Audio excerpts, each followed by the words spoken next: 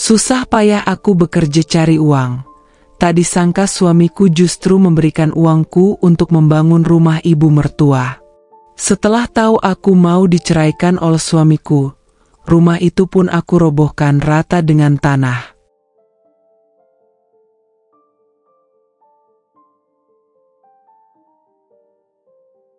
Namaku Kirana. Bukan Kirana yang selalu tersenyum, bukan Kirana yang selalu bahagia.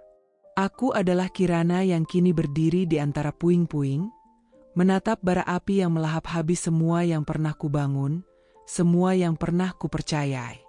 Tapi untuk memahami mengapa aku di sini, di titik penghancuran ini, kita harus kembali. Kembali ke Kirana 6 tahun lalu. Kirana yang masih naif, Kirana yang memegang erat impian akan keluarga dan kebahagiaan. Saat itu, aku adalah seorang arsitek muda yang sedang menanjak karirnya.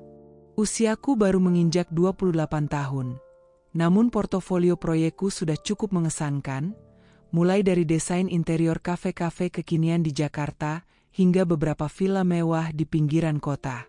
Aku bekerja di sebuah firma arsitektur yang cukup ternama, dengan gaji yang stabil dan tunjangan yang menggiurkan.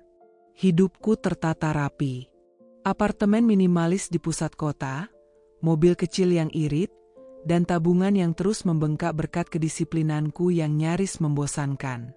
Aku berasal dari keluarga sederhana yang menjunjung tinggi nilai pendidikan dan kemandirian. Ayahku seorang pensiunan guru, ibuku ibu rumah tangga yang gigih. Mereka selalu menanamkan padaku bahwa kerja keras adalah kunci, dan aku memegang teguh prinsip itu. Dalam kesibukanku merancang bangunan dan menata ruang, ada satu ruang kosong di hatiku yang belum terisi, cinta. Aku percaya pada cinta sejati, bukan hanya karena dongeng, tapi karena melihat bagaimana kedua orang tuaku saling menyayangi hingga usia senja. Aku mencari seseorang yang bisa menjadi pasanganku, bukan hanya secara finansial, tapi juga secara emosional dan spiritual. Dan di sanalah Arya muncul. Kami bertemu di sebuah pameran properti. Aku sedang mengamati model-model bangunan minimalis, mencari inspirasi, saat tiba-tiba sebuah suara renyah menyapaku. Desain yang bagus, ya? Tapi menurutku, ada sentuhan kurang ramah di sana. Terlalu kaku untuk sebuah hunian. Aku menoleh. Di sampingku berdiri seorang pria dengan senyum menawan dan mata yang memancarkan kecerdasan. Dia adalah Arya, seorang pengusaha properti muda yang sedang merintis usahanya. Obrolan kami mengalir begitu saja, dari arsitektur hingga filosofi hidup. Arya bukan tipe pria yang mengumbar janji manis atau gombalan klise. Dia cerdas, berwawasan luas, dan yang paling penting, dia tampak tulus. Dia berbicara tentang visinya untuk membangun hunian yang bukan hanya indah, tapi juga fungsional dan berkarakter. Ada gairah dalam setiap kata-katanya, dan itu sangat menarik. Dia tidak mencoba menyembunyikan bahwa bisnisnya masih baru dan penuh tantangan, tapi dia optimistis. Optimisme itu menular. Sejak pertemuan pertama, kami intens berkomunikasi. Telepon larut malam, makan siang singkat di tengah padatnya jadwal, hingga kencan-kencan sederhana yang penuh tawa. Arya memperlakukanku dengan sangat baik. Dia selalu mendengarkan keluh kesahku tentang pekerjaan, memberi semangat saat aku merasa lelah, dan menghargai setiap pencapaian kecilku. Dia memujiku bukan hanya karena penampilanku, tapi karena otakku, karena ide-ideku, karena ambisiku. Aku merasa dilihat, merasa dihargai. Cinta kami tumbuh perlahan, namun begitu dalam. Arya adalah definisi pria baik-baik yang selama ini kuimpikan. Dia menghormati orang tuanya, punya mimpi besar, dan yang terpenting, dia selalu membuatku merasa aman dan dicintai. 6 bulan setelah pertemuan pertama, Arya melamarku. Di sebuah restoran sederhana yang menjadi saksi kencan pertama kami, Dia berlutut dengan cincin perak di tangannya. Aku tak kuasa menahan haru. Air mataku tumpah, dan dengan suara bergetar, aku mengucapkan, "Ya." Orang tuaku menyambut Arya dengan tangan terbuka. Mereka melihat ketulusan di matanya, sama seperti yang kulihat. Mereka gembira melihat putri sematawayang mereka menemukan kebahagiaan. Aku merasa sempurna. Punya karir cemerlang, finansial stabil, dan sebentar lagi akan menikah dengan pria impian. Dunia seolah berpihak padaku, membentangkan karpet merah menuju masa depan yang penuh kebahagiaan. Aku tidak tahu, di balik kilauan karpet merah itu, ada jurang dalam yang siap menelanku hidup-hidup. Aku tidak tahu bahwa fondasi impian yang sedang kubangun ini akan menjadi fondasi bagi kehancuranku sendiri. Pernikahanku dengan Arya adalah momen yang kusebut sebagai puncak kebahagiaan. Sederhana, hikmat, dan penuh kehangatan, dihadiri oleh orang-orang terkasih yang mendoakan kebaikan kami. Aku benar-benar merasa seperti wanita paling beruntung di dunia, seolah semua kepingan puzzle hidupku telah menemukan tempatnya. Setelah janji suci terucap, aku secara resmi pindah ke rumah Arya, atau lebih tepatnya, rumah orang tuanya. Dan disinilah, secara perlahan namun pasti, tirai kebahagiaan semu itu mulai tersingkap, memperlihatkan sebuah realita yang jauh berbeda dari bayanganku. Rumah mertuaku, bagaimana aku harus menggambarkannya? Istilah reot atau lapuk bahkan terasa terlalu lembut untuk melukiskan keadaannya. Bangunan itu seolah membeku dalam waktu. Mungkin dibangun entah puluhan tahun yang lalu, dengan fondasi yang terlihat keropos dan dinding-dinding yang menunjukkan retakan di sana-sini. Cat yang dulunya mungkin berwarna cerah, kini mengelupas di banyak titik, menyisakan noda-noda kusam dan lumut yang menjalar. Saat hujan, tetesan air menari-nari di dalam rumah dari beberapa lubang di atap yang tak pernah diperbaiki. Udara di dalamnya terasa lembab dan berat, dipenuhi aroma apek yang menempel, seolah sudah bertahun-tahun tidak ada sirkulasi udara yang memadai.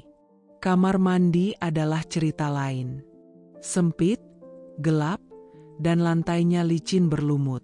Keran yang berkarat meneteskan air seolah enggan. Dapurnya, jauh dari kata nyaman. Pengap, berasap saat memasak, dengan peralatan seadanya yang sudah usang. Furnitur di seluruh rumah pun warisan dari generasi ke generasi. Sofa yang bantalannya sudah kempes, lemari kayu yang miring, dan meja makan yang permukaannya sudah tergores parah. Ibu mertua, Siti, dan adik ipar Arya, Rina, tampak sudah berdamai dengan kondisi itu. Mereka terbiasa. Seolah-olah, kehidupan yang seperti itu adalah satu-satunya yang mereka tahu, satu-satunya yang mereka terima. Arya pun tidak jauh berbeda. Ia terlalu sibuk dengan bisnis propertinya yang baru merintis, yang belakangan aku tahu, lebih banyak masalah daripada progres, sehingga kondisi rumah tidak pernah menjadi prioritas utama. Aku, sebagai seorang arsitek yang setiap hari berkutat dengan estetika, fungsionalitas, dan kenyamanan sebuah hunian, tidak bisa hanya diam. Melihat rumah yang kondisinya begitu memprihatinkan itu membakar dua naluri dalam diriku. Naluri profesional untuk merancang dan memperbaiki, dan naluri menantu yang tulus ingin membahagiakan mertuanya. Pikiranku langsung dipenuhi ide. Aku membayangkan potensi rumah itu jika ditata ulang, jika dibangun kembali dari nol. Aku melihatnya bisa menjadi tempat yang nyaman, sehat, modern, dan bahkan bisa menjadi kebanggaan bagi keluarga Arya. Suatu sore, setelah pulang dari kantor, aku memberanikan diri mengutarakan ideku pada Arya. "Sayang," kataku hati-hati, "rumah ini, kalau direnovasi total, atau bahkan lebih baik, dibangun ulang dari fondasi, pasti akan jauh lebih nyaman dan layak huni. Aku bisa mendesainnya secara gratis, dan aku juga punya sedikit tabungan untuk modal awalnya." Arya menatapku terkejut. Matanya membesar karena tak percaya, lalu seketika berbinar cerah. Sebuah senyuman lebar tersungging di wajahnya. Kamu serius, Kirana? Itu ide yang luar biasa. Tapi, biayanya pasti tidak sedikit. Kita kan baru saja menikah, dan bisnisku juga belum stabil. Ada nada keraguan dan kekhawatiran yang samar di suaranya. Aku tersenyum meyakinkan. Jangan khawatir soal itu. Kita bisa atur. Aku bisa mendesain yang efisien tapi tetap berkualitas, dan kita cari kontraktor yang bagus dengan harga bersaing. Lagi pula, ini kan juga rumah kita sekarang, rumah tempat kita akan membangun keluarga. Aku ingin yang terbaik untuk kita semua, untuk masa depan kita, ujarku penuh semangat dan ketulusan. Aku ingin menunjukkan bahwa aku bukan hanya istri, tapi juga mitra yang bisa diandalkan. Tak lama setelah itu, aku duduk bersama Ibu Siti dan Rina untuk membahas rencana ini. Mereka menyambut ideku dengan antusiasme yang luar biasa, namun terselip keraguan yang lebih nyata di wajah mereka, terutama pada Ibu Siti. Tapi Kirana, dari mana biayanya? Arya kan juga baru merintis, dan kami tidak punya simpanan sebesar itu, kata Ibu Siti, suaranya dipenuhi nada pasrah yang khas. Aku tersenyum, meyakinkan mereka bahwa aku sudah memikirkannya. Jangan khawatir, Bu. Aku sudah menabung cukup banyak dari pekerjaanku sebagai arsitek. Selama ini saya memang jarang menghamburkan uang, jadi ada simpanan yang lumayan. Ini sebagian dari tabunganku. Ini akan jadi kontribusi utamaku untuk pembangunan rumah ini. Aku tidak menyebutkan nominal pastinya, tapi aku tahu ini adalah sebagian besar dari total tabunganku selama bertahun-tahun bekerja keras. Aku melihat tatapan mereka berubah. Dari keraguan menjadi rasa lega, kemudian bergeser ke semacam kekaguman yang berlebihan. Itulah awal mula proyek besarku. Aku mencurahkan seluruh energi, waktu, dan pikiranku. Siang hari, aku bekerja keras di kantor, merancang bangunan untuk klien-klien besar. Malam harinya, aku duduk di meja gambar pribadiku, berjam-jam membuat denah dan desain detail untuk rumah ini. Aku ingin rumah itu modern namun tetap hangat dan ramah keluarga, fungsional namun juga estetis. Aku memasukkan unsur-unsur pencahayaan alami yang maksimal, ventilasi silang yang baik, dan material yang tahan lama. Setelah desain final disetujui oleh Arya, Ibu Siti, dan Rina, yang tentu saja tak banyak protes karena semua biaya dan tenaga dari aku mulai menghubungi kontraktor. Aku tidak main-main. Aku pilih kontraktor yang reputasinya bagus dan sudah memiliki rekam jejak terbukti, meski harganya sedikit lebih mahal. Aku ingin hasil terbaik, bukan hanya untuk mereka, tapi juga karena ini adalah karya pertamaku sebagai istri dan menantu. Proses pembangunan tidaklah mudah. Ada saja kendala. Material datang terlambat, cuaca yang tidak mendukung, atau pekerja yang membutuhkan instruksi lebih lanjut. Tapi aku selalu di garis depan. Aku sering datang ke lokasi pembangunan setelah jam kerja, mengawasi setiap detail, bernegosiasi dengan pemasok material untuk mendapatkan harga terbaik. Bahkan tak jarang ikut turun tangan membantu membersihkan sisa-sisa puing atau memastikan posisi jendela sesuai dengan gambar. Uangku mengalir deras. $500 miliar. Ya, 500 juta rupiah dari hasil jerih payahku bertahun-tahun lenyap begitu saja untuk mewujudkan istana impian mereka. Tabungan pensiunku yang tadinya cukup gemuk, kini hanya tersisa sedikit untuk dana darurat dan beberapa investasi kecil yang tidak bisa ditarik mendadak. Namun, aku tidak menyesal. Sama sekali tidak. Melihat ekspresi bahagia ibu mertua saat memilih keramik untuk kamar mandi barunya, mendengar celotehan riang Rina tentang warna cat yang akan ia gunakan di kamar barunya yang lebih luas, dan melihat sorot bangga di mata Arya saat kami pertama kali menginjakan kaki di lantai 2 rumah baru yang kokoh itu. Semua rasa lelahku, semua uang yang ku keluarkan, terasa terbayar lunas. Rumah 2 lantai yang modern, kokoh, dengan fasad yang bersih, jendela besar, dan taman kecil yang asri di depannya, kini berdiri megah di atas lahan yang dulu hanya ada bangunan reot penuh debu. "Kamu malaikat kami, Kirana," kata Ibu Siti sambil memelukku erat, air matanya menetes di bahuku. "Kamu sudah membawa berkah besar untuk keluarga ini. Kami tidak tahu harus membalasnya dengan apa." Nada suaranya terdengar begitu tulus saat itu, membuatku percaya sepenuhnya. Rina pun tak henti-henti memujiku. "Kak Kirana memang yang terbaik. Rumah ini jauh lebih bagus dari yang kubayangkan. Teman-temanku pasti iri." Arya memandangku dengan tatapan penuh cinta dan kekaguman yang tak bisa disembunyikan. Dia menggenggam tanganku erat. "Aku beruntung sekali memilikimu, Kirana. Kamu tidak hanya membangun rumah ini, tapi juga membangun kembali harapan kami, masa depan kami." Mendengar semua itu, aku merasa bahagia yang meluap-luap.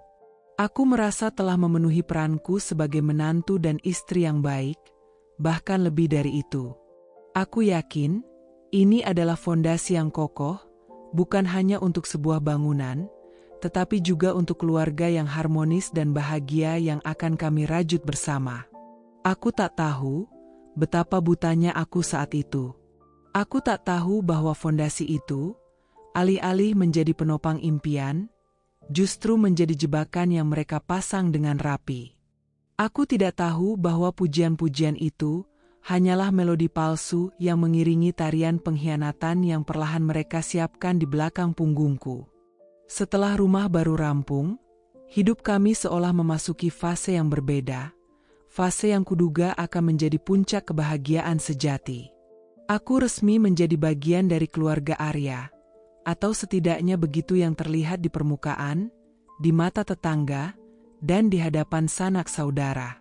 Ibu mertua, Siti, tak henti-hentinya memujiku di depan siapa saja yang berkunjung. "Kirana ini menantu idaman," katanya berkali-kali, mengusap punggungku dengan senyum lebar dan mata berbinar. "Rumah ini semua berkat dia. Kami tidak akan punya tempat sebagus ini kalau bukan karena Kirana." Nada suaranya penuh kekaguman, seolah aku adalah seorang dermawan yang tak terduga. Adik ipar, Rina, pun tak kalah. Dia sering berbagi cerita dengan teman-temannya di telepon, sengaja dengan suara cukup keras agar aku mendengarnya, tentang bagaimana teman-temannya iri dengan kamar barunya yang luas, bersih, dan modern. "Pokoknya beda banget sama yang dulu. Sekarang udah kayak kamar di hotel bintang 5. Begitu katanya, selalu menambahkan bahwa semua itu adalah hasil karyaku, Kirana, si arsitek hebat. Pujian dan sanjungan mengalir tak putus, seolah aku adalah pahlawan yang telah mengangkat martabat seluruh keluarga mereka di mata masyarakat. Aku merasa dielu-elukan, dianggap sebagai aset berharga. Aku pun berusaha sekuat tenaga untuk menjadi menantu dan istri yang sempurna.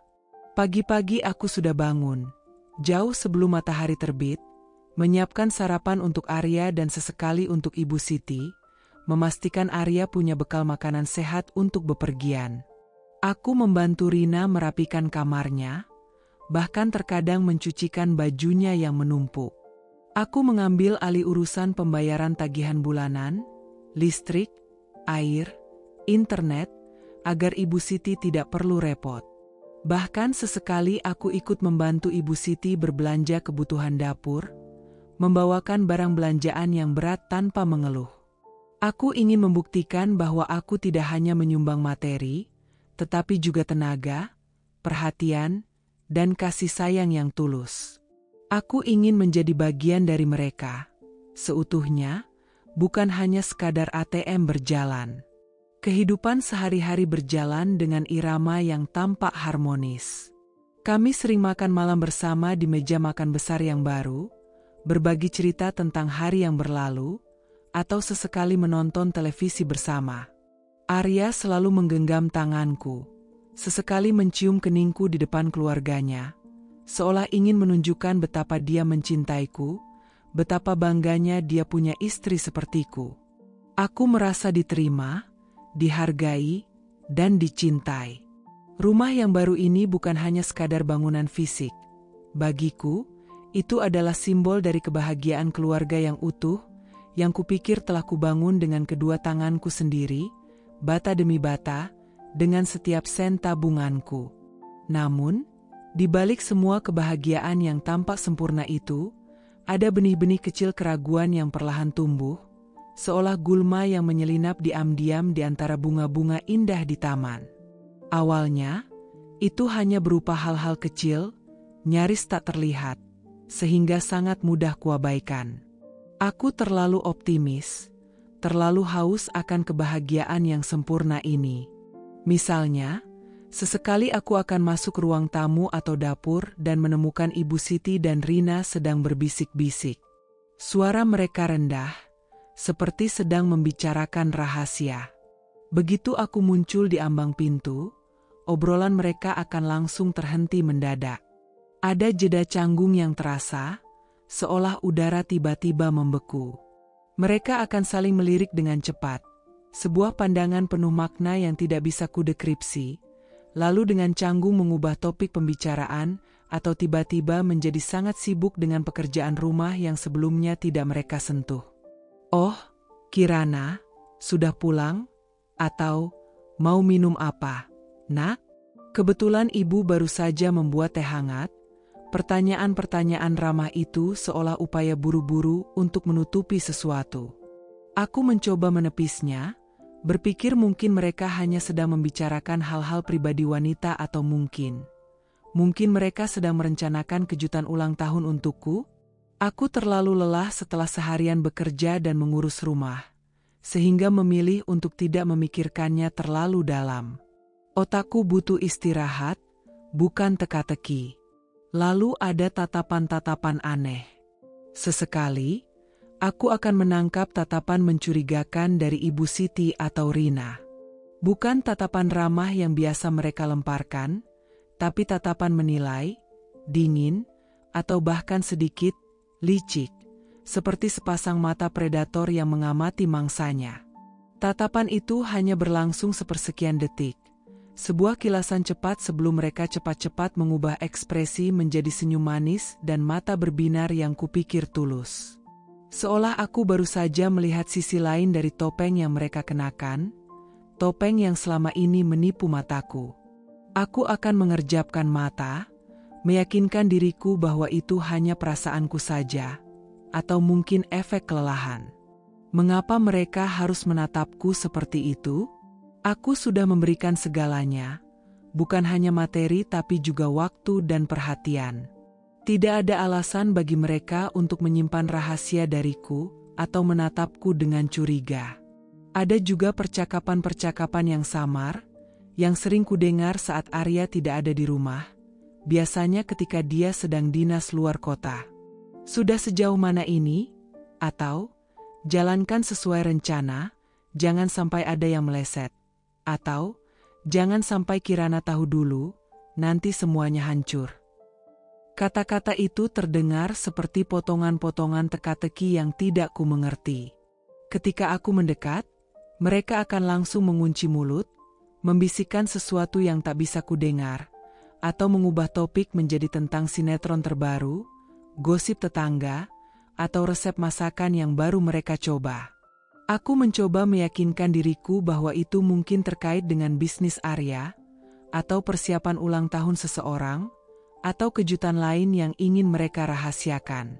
Aku mencoba terlalu keras untuk percaya pada versi kebahagiaan yang kubangun sendiri, versi yang begitu rapuh. Arya sendiri selalu baik padaku. Dia tidak menunjukkan tanda-tanda mencurigakan, atau setidaknya aku tidak melihatnya.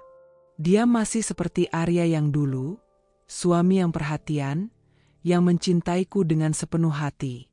Atau begitulah yang kubayangkan.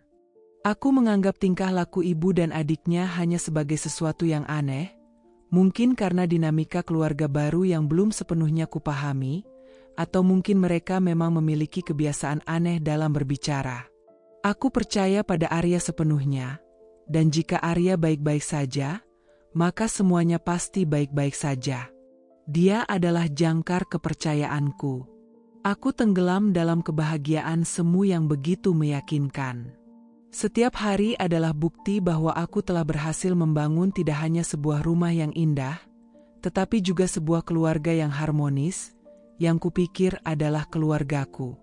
Aku telah menempatkan seluruh kepercayaanku pada fondasi ini, pada orang-orang ini, tidak menyadari bahwa di bawah semua lapisan cat baru, keramik mengkilap, dan tawa renyah, ada lubang-lubang busuk yang telah digali, menungguku untuk jatuh, menunggu waktu yang tepat untuk menelanku hidup-hidup.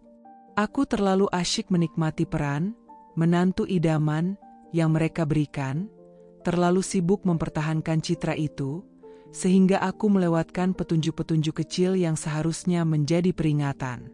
Peringatan tentang rencana busuk yang perlahan-lahan mereka rancang, di dalam rumah yang kubangun dengan tanganku sendiri, dari uangku sendiri, dan dengan seluruh kepercayaanku.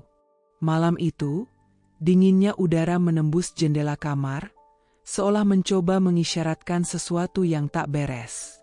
Aroma melati dari taman kecil di depan rumah, yang biasanya menenangkan, terasa menyesakkan. Arya sedang dinas luar kota, mengunjungi beberapa proyek properti di luar Jakarta, seperti yang sering ia lakukan setiap 2 bulan sekali. Biasanya, ia akan menghabiskan 2 hingga 3 hari di sana. Aku terbiasa sendiri di rumah, ditemani keheningan yang sesekali diselingi suara jangkrik yang sahut-menyahut atau deru kendaraan yang melintas jauh di jalan raya. Aku selalu menghargai waktu sendirian ini, waktu untuk membaca buku atau sekadar merenung. Namun, malam itu berbeda. Aku tidak bisa tidur nyenyak. Jam digital di nakas menunjukkan pukul 2 dini hari, angka-angka hijau yang seolah mengejek kegelisahanku. Aku merasa haus luar biasa, tenggorokanku kering seperti padang pasir setelah seharian beraktivitas. Aku mencoba kembali memejamkan mata, memaksakan diri untuk terlelap, tapi rasa haus itu terlalu kuat, mengganggu setiap saraf di tubuhku. Dengan enggan, aku bangkit dari tempat tidur yang dingin, melangkah pelan agar tidak ada suara yang mengganggu keheningan rumah yang sunyi itu, takut membangunkan siapapun. Langkah kakiku menuntunku ke dapur, lantai keramik terasa dingin di telapak kakiku. Aku membuka kulkas, mengambil sebotol air mineral dingin, dan menuangkannya ke dalam gelas. Di tengah keheningan yang mendominasi, samar-samar, sangat samar, kudengar suara bisikan dari arah ruang keluarga, tepat di lantai bawah. Aku mengernyitkan dahi. Siapa yang masih terjaga selarut ini? Ibu Siti atau Rina? Mereka biasanya tidur lebih awal, jauh sebelum tengah malam. Rasa penasaran mengalahkan kantuk dan rasa hausku. Aku meletakkan gelas yang baru setengah habis di meja, lalu bergerak perlahan, langkah demi langkah, mendekati sumber suara. Aku berjalan dengan ujung kaki, memastikan tidak ada decit lantai yang kubuat. Semakin dekat, suara itu semakin jelas, bukan lagi bisikan samar, melainkan percakapan pelan yang tertahan. Itu suara Ibu Siti dan Rina. Aku berhenti di ujung koridor yang gelap, bersembunyi di balik pilar besar yang menjadi bagian dari desain rumah baruku. Dari posisiku yang tersembunyi, aku bisa mengamati mereka tanpa terlihat, seperti hantu di rumahku sendiri. Lampu di ruang keluarga redup, hanya menyisakan cahaya remang-remang dari lampu hias di sudut ruangan, yang membuat bayangan mereka menari-nari di dinding, tampak seperti siluet 2 sosok jahat. Mereka duduk di sofa kulit baru yang empuk, berhadapan, dengan wajah serius, seolah sedang merencanakan sesuatu yang sangat penting. "Sudah berapa lama ini, Bu?" Suara Rina terdengar jelas, sedikit berbisik tapi penuh desakan, seolah ia haus akan konfirmasi. Jantungku mulai berdebar tak karuan, detakannya menggema di telingaku. Ini bukan obrolan biasa tentang sinetron atau belanjaan. Ada nuansa rahasia dan ketegangan yang pekat. Hampir setahun, Rina. Sejak Kirana mulai gencar membangun rumah ini, jawab Ibu Siti, nadanya tenang, terlalu tenang untuk jam segini, namun ada kilatan aneh di matanya yang terlihat dari cahaya remang. Sebuah kilatan yang kini, setelah kupikirkan lagi dengan pahitnya kebenaran, bukanlah kelelahan atau kantuk. Itu adalah kilatan kemenangan, kepuasan yang dingin. Semua berjalan sesuai rencana, kan? Uang Kirana sudah habis untuk rumah ini. Kita sudah berhasil menguras tabungannya, sepeser pun tak bersisa untuk dia. Lanjut Ibu Siti, suaranya kini terdengar penuh kepuasan, bahkan ada sedikit kekejaman yang tak pernah kudengar sebelumnya keluar dari bibirnya. Pokoknya rumah ini harus atas nama kita. Aku sudah mengurusnya diam-diam. Dan dia tidak boleh dapat apa-apa, bahkan debu sekalipun. Duniaku seolah berhenti berputar. Udara di sekitarku terasa mengental, berat, mencekiku. Aku merasa seluruh darahku mengalir deras ke kepala, membuatku pusing dan mual. Tenggorokanku seperti tercekat. Tubuhku membeku di tempat, tak mampu bergerak, seolah ada tangan tak terlihat yang membekukanku. Lalu, bagaimana dengan Arya, Bu? Rina bertanya lagi, suaranya sedikit ragu, seolah ada secercah keraguan atau mungkin rasa iba yang samar. Dia kan masih sayang sama Kirana, Bu. Dia kan bodoh dan polos begitu. Arya itu anak penurut, sahut Ibu Siti dengan nada meremehkan, nada yang membuatku nyaris terkesiap. Seumur hidup aku tak pernah mendengar nada seperti itu keluar dari Ibu Siti saat membicarakan anaknya sendiri. Dia akan ikut apa kata ibu? Kita akan bilang Kirana mandul, atau apalah alasan konyol lainnya. Banyak kok alasan untuk cerai. Yang penting, Kirana harus pergi dari sini. Semua ini demi masa depan kita, Rina. Rumah ini, semuanya. Kata-kata itu menghantamku bagai palu godam, menghancurkan setiap keping kepercayaan yang kubangun. Mandul, diceraikan, menguras tabunganku, semua kebaikan yang kuberi, semua pengorbanan yang kulakukan, semua cinta yang kurasakan, semuanya hanya sebuah skenario keji yang telah mereka mainkan dengan begitu rapi. Aku hanyalah sapi perah, ATM berjalan yang mereka manfaatkan untuk membangun istana ini. Dan kini, setelah tugasku selesai, setelah tak ada lagi yang bisa mereka peras, aku akan dibuang begitu saja, dengan alasan yang keji, tak bermoral, dan menghancurkan harga diriku. Panas membakar di dadaku. Kemarahan yang sedingin es mulai menjalar di setiap pembuluh darahku, membuatku gemetar. Rasa sakit hati yang luar biasa, rasa dikhianati yang menusuk hingga ke ulu hati. Aku merasa sangat bodoh, begitu naif, begitu buta. Semua bisikan yang terhenti, tatapan aneh, kode-kode samar, semuanya bukan ilusi. Itu adalah tanda-tanda, petunjuk yang sengaja kuabaikan karena aku terlalu ingin percaya pada kebahagiaan sempurna yang kubangun sendiri. Tanganku mengepal erat, kuku-kukuku menusuk telapak tangan hingga terasa perih, tapi rasa perih fisik itu tidak sebanding dengan perih di hatiku yang hancur. Air mata mulai menggenang di pelupuk mataku, panas, namun aku menahannya dengan sekuat tenaga. Tidak, aku tidak akan menangis di depan mereka. Aku tidak akan memberi mereka kepuasan melihatku hancur. Aku tidak akan membiarkan mereka lolos dengan rencana busuk ini. Sama sekali tidak. Aku mundur perlahan, sehati-hati mungkin, setiap langkah terasa seperti bom waktu yang bisa meledak kapan saja. Aku berusaha agar tidak ada suara yang keluar dari diriku, tidak ada napas yang terlalu keras. Aku kembali ke kamarku, menutup pintu dengan sangat pelan, seolah takut membangunkan monster-monster yang baru saja kutemukan bersembunyi di balik topeng keluarga. Aku masuk ke dalam selimut, tubuhku menggigil meski cuaca tidak terlalu dingin. Namun mataku terbuka lebar, menatap langit-langit kosong, yang kini terasa begitu asing. Kata-kata mereka terus berputar di kepalaku, seperti kaset rusak yang tak bisa berhenti memutar lagu pilu yang sama. Menguras tabungannya. Rumah ini harus atas nama kita. Arya akan menceraikannya. Kita akan bilang Kirana mandul. Malam itu, rumah yang kubangun dengan cinta, keringat, dan seluruh tabunganku berubah menjadi neraka. Tidur tidak lagi mungkin. Aku berbaring, membiarkan kemarahan, sakit hati, dan rasa dikhianati itu membara, membentuk tekad yang sekeras baja. Mereka ingin menghancurkanku? Baiklah.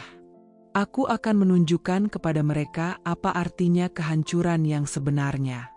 Aku akan memastikan mereka menyesali setiap kata dan setiap tindakan pengkhianatan yang telah mereka rencanakan di balik punggungku, di dalam rumah yang kujadikan simbol cintaku. Malam itu, setelah kembali ke kamar, tidak ada lagi jejak Kirana yang naif, yang penuh cinta, atau yang percaya pada keindahan dunia. Yang tersisa hanyalah pecahan-pecahan hati yang berserakan di lantai, dan di antara serpihan-serpihan tajam itu, tumbuhlah amarah yang membara, dingin, dan mematikan. Aku tidak menangis. Air mata enggan keluar dari mataku yang kering, seolah tahu bahwa kesedihan tidak akan mengubah apa-apa. Yang ada hanya kekosongan yang menganga lebar di dada, sebuah lubang hitam yang digantikan oleh bara dendam yang perlahan membakar setiap sel di tubuhku. Aku berbaring di tempat tidur, tapi mataku menatap kosong langit-langit kamar yang baru, yang dulu kupikir akan menjadi saksi bisu kebahagiaan abadi kami.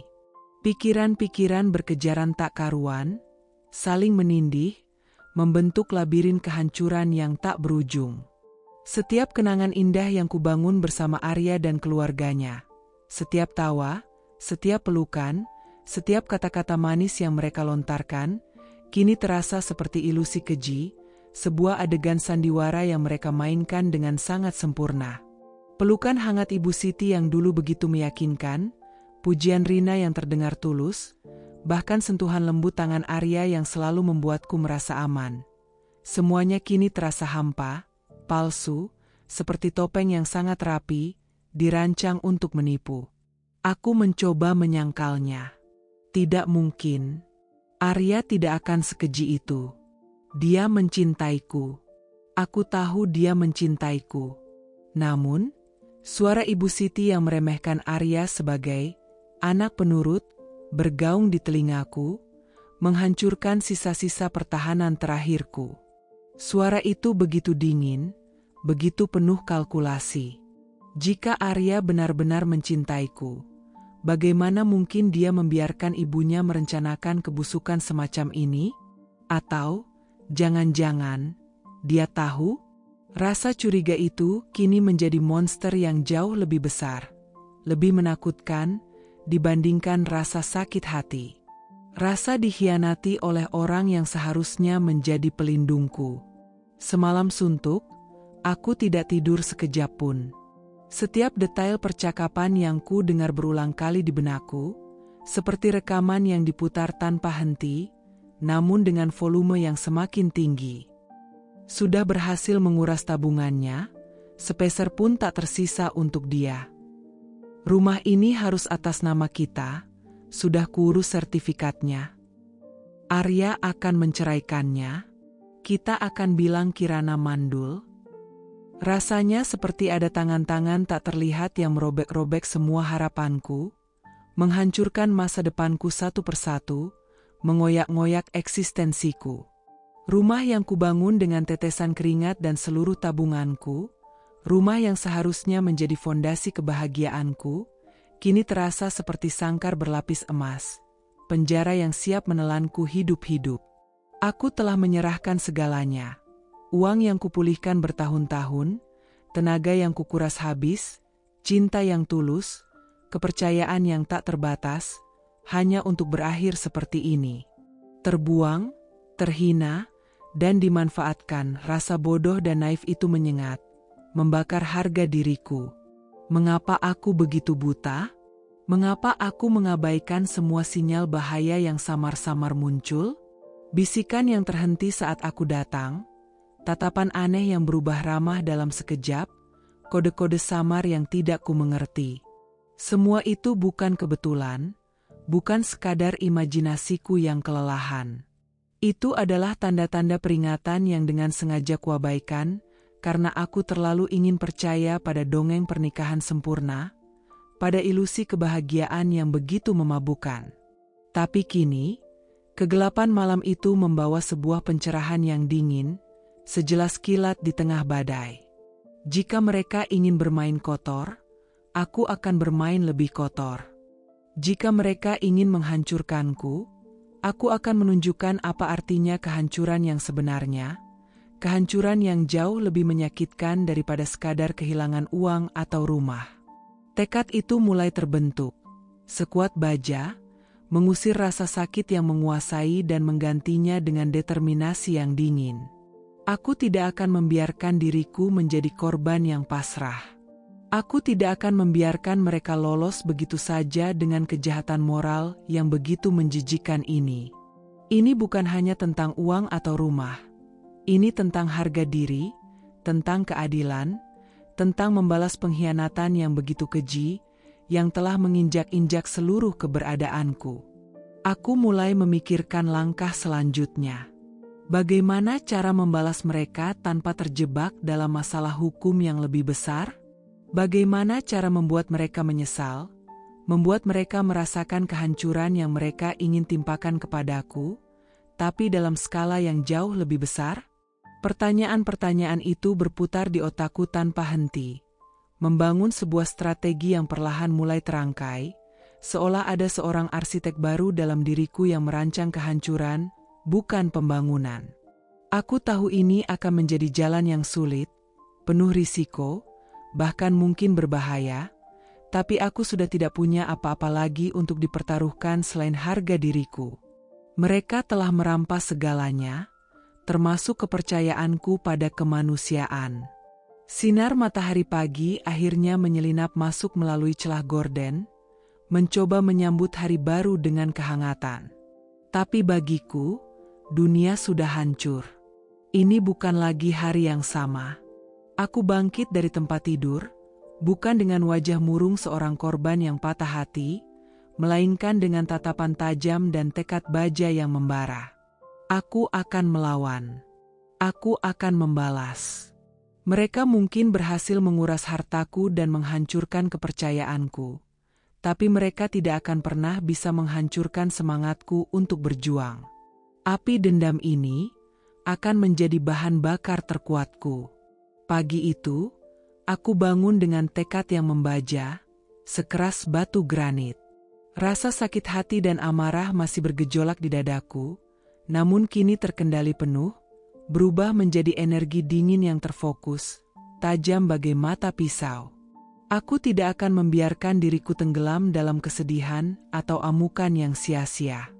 Tidak, aku tidak akan menangis, aku tidak akan meraung. Aku akan bertindak. Mereka telah merancang rencana busuk dengan begitu rapi dan keji, jadi aku akan merobohkannya dengan strategi yang lebih matang, lebih cerdas, dan jauh lebih menghancurkan. Langkah pertamaku adalah memastikan semua bukti yang kumiliki tersimpan dengan aman dan mudah diakses, jauh dari jangkauan mereka. Setelah sarapan pagi yang terasa hambar, di mana aku harus berpura-pura normal, bahkan sesekali melempar senyum palsu pada Ibu Siti dan Rina, aku berangkat ke kantor. Di sela-sela pekerjaanku sebagai arsitek yang sibuk, aku mulai secara sistematis mencari dan mengumpulkan semua dokumen penting. Aku memeriksa setiap folder di komputer kerjaku, setiap kotak arsip lama. Aku mengumpulkan semua kwitansi pembelian material bangunan, mulai dari ribuan sak semen, puluhan ton besi beton, berlembar-lembar keramik mahal, hingga galon-galon cat berkualitas tinggi yang kupilih sendiri. Aku juga mengumpulkan bukti transfer uang dari rekening pribadiku ke rekening kontraktor dan pemasok material yang berbeda. Tak lupa, kontrak kerjasama dengan kontraktor yang secara gamblang mencantumkan namaku sebagai pihak pemberi dana utama dan semua detail biaya pembangunan. Bahkan, aku menemukan beberapa catatan kecil yang kutulis tangan, berisi rincian pengeluaran tak terduga yang kudanai sendiri untuk mempercepat proses pembangunan atau memperbaiki hal-hal kecil yang luput dari perhatian kontraktor. Setiap kertas, setiap angka, adalah bukti dari setiap sen yang kucurahkan. Aku memindai setiap dokumen tersebut dengan resolusi tinggi, menyimpannya dalam cloud storage yang terenkripsi ganda, dan juga menyalinnya ke 2 buah flash drive yang kusimpan di tempat tersembunyi berbeda. Satu di brankas kecil di apartemen lamaku yang masih kusewa, dan satu lagi di loker kantorku. Aku tahu, data digital jauh lebih aman dari kerusakan fisik atau upaya sabotase. Selanjutnya, aku tahu aku membutuhkan bukti yang lebih kuat, bukti yang tak terbantahkan secara hukum dan moral, terutama rekaman percakapan yang kudengar malam itu. Percakapan yang jelas-jelas melibatkan Ibu Siti dan Rina, dan menyebutkan Arya sebagai bagian dari skenario. Mengingat mereka begitu licik dan pandai berpura-pura, mustahil mendapatkan pengakuan langsung dari mulut mereka. Aku membutuhkan rekaman audio dan visual yang bisa berbicara lebih keras dari kata-kata. Setelah jam kerja, dengan alasan ada janji temu klien mendadak, aku membuat alasan untuk tidak langsung pulang. Aku menyambangi seorang rekan lama dari kampus yang kini memiliki biro detektif swasta kecil di pinggir kota. Namanya Bram, seorang pria kurus dengan kacamata tebal namun otaknya encer. Dia dulu adalah mahasiswa teknik elektro yang sangat cerdas, terkenal jago dalam urusan penyadapan, pengawasan, dan teknologi mata-mata mini. Bram, aku butuh bantuanmu. Ini sangat mendesak dan sangat rahasia, kataku tanpa basa-basi, langsung ke inti masalah. Ini sensitif, menyangkut masalah keluarga dan penggelapan. Aku tidak menceritakan keseluruhan ceritanya secara gamblang, hanya memberinya gambaran umum yang cukup untuk Bram memahami urgensi situasinya, bahwa aku mencurigai adanya penipuan dan penggelapan dana dalam skala besar yang melibatkan keluarga suamiku. Aku menjelaskan bahwa aku membutuhkan alat perekam suara dan kamera tersembunyi berukuran mikro, yang tidak terdeteksi, untuk dipasang di beberapa titik strategis di rumah, terutama di ruang keluarga dan dapur, tempat di mana percakapan sensitif sering terjadi. Aku juga meminta rekaman percakapan telepon yang masuk dan keluar dari ponsel Ibu Siti dan Rina, jika memungkinkan, meskipun aku tahu ini akan jauh lebih sulit dan memerlukan alat khusus. Bram mengangguk, wajahnya serius. Bisa diatur, Kirana. Aku punya beberapa alat terbaru yang sangat canggih dan nyaris tak terlihat. Tapi ini butuh waktu untuk pemasangan yang rapi, dan tentu saja, biaya yang tidak sedikit. Kamu yakin dengan langkah ini? Yakin 100%, Bram. Berapapun biayanya, aku akan bayar, jawabku mantap, tanpa keraguan sedikitpun. Aku menyerahkan sebagian uang tunai untuk uang muka, sebagian kecil dari sisa tabunganku yang masih ada, yang akan kukuras habis demi keadilan ini. Selama beberapa hari berikutnya, hidupku seperti diatur oleh dua realitas yang bertolak belakang. Di permukaan, aku tetaplah Kirana yang sama, menantu yang ramah, istri yang perhatian, arsitek yang sibuk dan profesional. Aku masih memasak, membantu pekerjaan rumah, bahkan sesekali berbincang basa-basi dengan Ibu Siti dan Rina, sambil menahan mual yang muncul setiap kali mendengar tawa atau pujian palsu mereka. Aku mengamati setiap gerak-gerik mereka dengan lebih tajam, mencari petunjuk, memvalidasi setiap kata yang kudengar malam itu. Kini, semua tingkah laku aneh yang dulu kuabaikan menjadi sangat jelas, seperti puzzle yang telah lengkap. Tatapan dingin yang cepat berubah ramah, bisikan yang terhenti, percakapan samar tentang rencana. Semuanya adalah bagian dari skenario busuk mereka yang kini terbongkar. Aku bahkan menemukan beberapa dokumen tambahan yang tak sengaja terselip di laci meja makan, seperti salinan surat tanah yang sedang dalam proses balik nama ke nama Ibu Siti, padahal sertifikat asli masih atas nama pemilik lama, dan aku punya salinan bukti pembayaran. Sebuah bukti pengkhianatan yang semakin nyata dan tak terbantahkan. Di sisi lain, secara rahasia, aku terus berkomunikasi dengan Bram. Setiap malam, setelah semua orang tidur lelap, aku akan memeriksa laporan dan rekaman yang ia kirimkan melalui jalur aman, aplikasi pesan terenkripsi khusus yang kami gunakan. Rekaman awal masih berupa percakapan biasa tentang tetangga atau kegiatan sehari-hari, tapi aku tahu, ini hanya masalah waktu. Aku harus sabar, menunggu momen yang tepat, sampai mereka kembali membahas rencana jahat mereka. Setiap desahan, setiap kalimat, setiap jeda dalam percakapan mereka, kini kuanalisis dengan cermat, seolah sedang membaca sebuah blueprint kejahatan yang rumit. Aku sedang mengumpulkan amunisi yang akan kuhantamkan tepat ke wajah mereka, menghancurkan topeng kemunafikan mereka selamanya. Setelah semua bukti mulai terkumpul, benang-benang samar yang dulu hanya mengganggu sudut pikiranku kini terurai jelas, membentuk sebuah gambaran lengkap tentang pengkhianatan yang rapi, terencana, dan begitu keji. Rekaman suara yang dikirim Bram pada malam kedua pemasangan alat penyadap adalah puncaknya. Ada percakapan panjang antara Ibu Siti dan Rina, kali ini dengan Arya ikut terlibat secara aktif. Mereka membahas detail penjualan aset Arya yang diam-diam telah mereka dorong, tanah kafling di pinggiran kota yang sebenarnya sangat prospektif. Mereka membicarakan rencana pembukaan rekening baru atas nama Ibu Siti untuk menyamarkan aliran dana hasil penjualan aset tersebut, memastikan Kirana tidak akan melacaknya. Dan yang paling menusuk, bisik-bisik mereka tentang palsunya dokumen kepemilikan rumah atas namaku. Bagaimana mereka berencana untuk membatalkan semua akta yang ada dan mengklaim seluruh properti. Itu semua adalah kebohongan yang sistematis. Sebuah jaringan penipuan yang mereka rajut dengan presisi.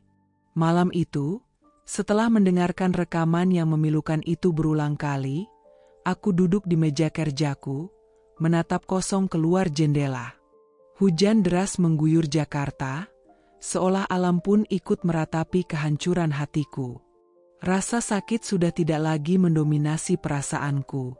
Yang ada kini adalah kemarahan yang membeku, dingin, dan perhitungan yang tajam.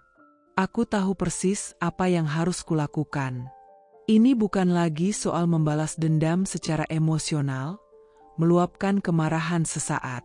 Ini adalah sebuah misi strategis untuk mendapatkan kembali apa yang seharusnya menjadi milikku, untuk memulihkan harga diriku, dan untuk memastikan mereka membayar mahal atas setiap tetes air mata, setiap sen uang, dan setiap helaan napas pengkhianatan yang kurasakan.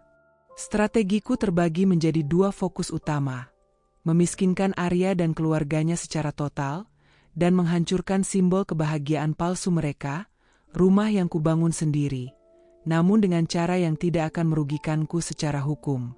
Aku tidak ingin mereka menikmati hasil dari kejahatan mereka barang sedikit pun, seolah semua pengorbananku tidak berarti. Untuk memiskinkan Arya, aku tahu aku harus menyerang titik paling vital dalam hidupnya, bisnis propertinya. Aku tidak bisa langsung menghancurkannya secara frontal. Itu akan terlalu mencolok dan berisiko memunculkan kecurigaan. Rencanaku adalah menggerogotinya dari dalam, membuat proyek-proyeknya macet, merugi secara finansial, dan pada akhirnya, kolaps perlahan-lahan. Aku memiliki jaringan yang cukup luas di dunia arsitektur dan properti, bukan hanya dari firma tempatku bekerja saat ini, tetapi juga dari koneksi-koneksi proyek sebelumnya dengan para developer dan investor. Langkah pertama, aku mulai menarik semua investasiku dari bisnis Arya. Selama ini, Aku telah menginvestasikan sebagian kecil dari gajiku secara rutin ke beberapa proyek Arya yang menjanjikan, sebagai bentuk dukungan moral dan finansial, serta untuk mendapatkan sedikit keuntungan tambahan dari bisnis yang kuanggap juga milik kami. Aku mulai mencairkan investasi itu secara bertahap, dengan alasan kebutuhan finansial pribadi yang mendesak, seperti investasi baru atau kebutuhan keluarga di kampung. Aku tahu penarikan dana ini akan membuat likuiditas Arya sedikit terganggu, namun belum sampai menyebabkan kerusakan fatal. Ini hanyalah langkah pembuka, sentuhan awal pada benang-benang jaring laba-laba yang akan kugulirkan. Langkah kedua, dan yang paling krusial, adalah memanfaatkan koneksiku di industri.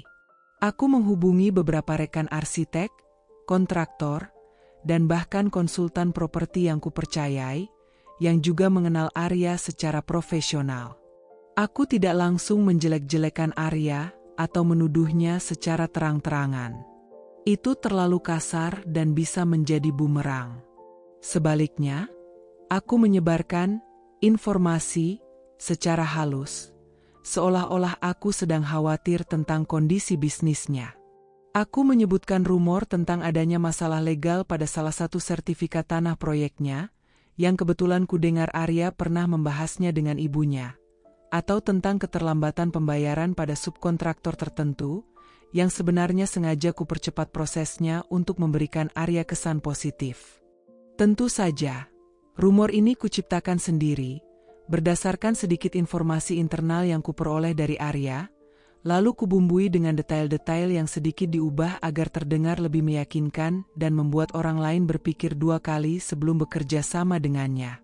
Aku cuma dengar-dengar saja ya, kataku pada seorang kenalan yang punya koneksi ke investor besar dan sering mendanai proyek properti. Tapi katanya ada salah satu proyek Arya yang izinnya agak bermasalah. Masih ada ganjalan dari warga sekitar. Sayang banget ya. Padahal potensi lokasinya bagus sekali. Aku juga memastikan untuk menyebarkan kekhawatiran ini ke beberapa bankir yang biasa menangani pinjaman proyek properti. Aku akan bertanya dengan nada cemas, apakah Bank A masih mau memberikan pinjaman ke proyek Arya? Katanya ada masalah di pembayaran cicilan proyek sebelumnya ya? Semoga tidak benar. Begitu kata-kata itu keluar dari mulutku, aku tahu efeknya akan seperti bola salju yang menggelinding. Di dunia properti, rumor buruk sekecil apapun bisa menjadi racun. Investor akan mulai ragu, pemasok material akan menuntut pembayaran di muka, dan bank akan memperketat pinjaman atau bahkan menolak permohonan Arya. Modal akan sulit didapat, dan proyek-proyeknya akan stagnan, macet di tengah jalan. Tanpa modal, bisnis properti adalah bangkai.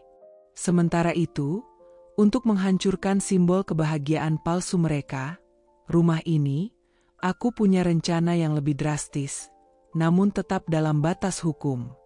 Aku tidak bisa begitu saja membakar atau menghancurkannya sendiri, itu akan ilegal dan aku bisa dipenjara. Tapi aku bisa memastikan bahwa mereka tidak akan pernah bisa menikmati rumah ini dengan tenang, dan yang terpenting, mereka tidak akan bisa menjualnya dengan harga tinggi. Aku sudah mengumpulkan bukti-bukti kepemilikan dan pembayaran yang jelas atas namaku, termasuk bukti bahwa sertifikat tanah sedang dalam proses balik nama ke nama Ibu Siti itu adalah penipuan.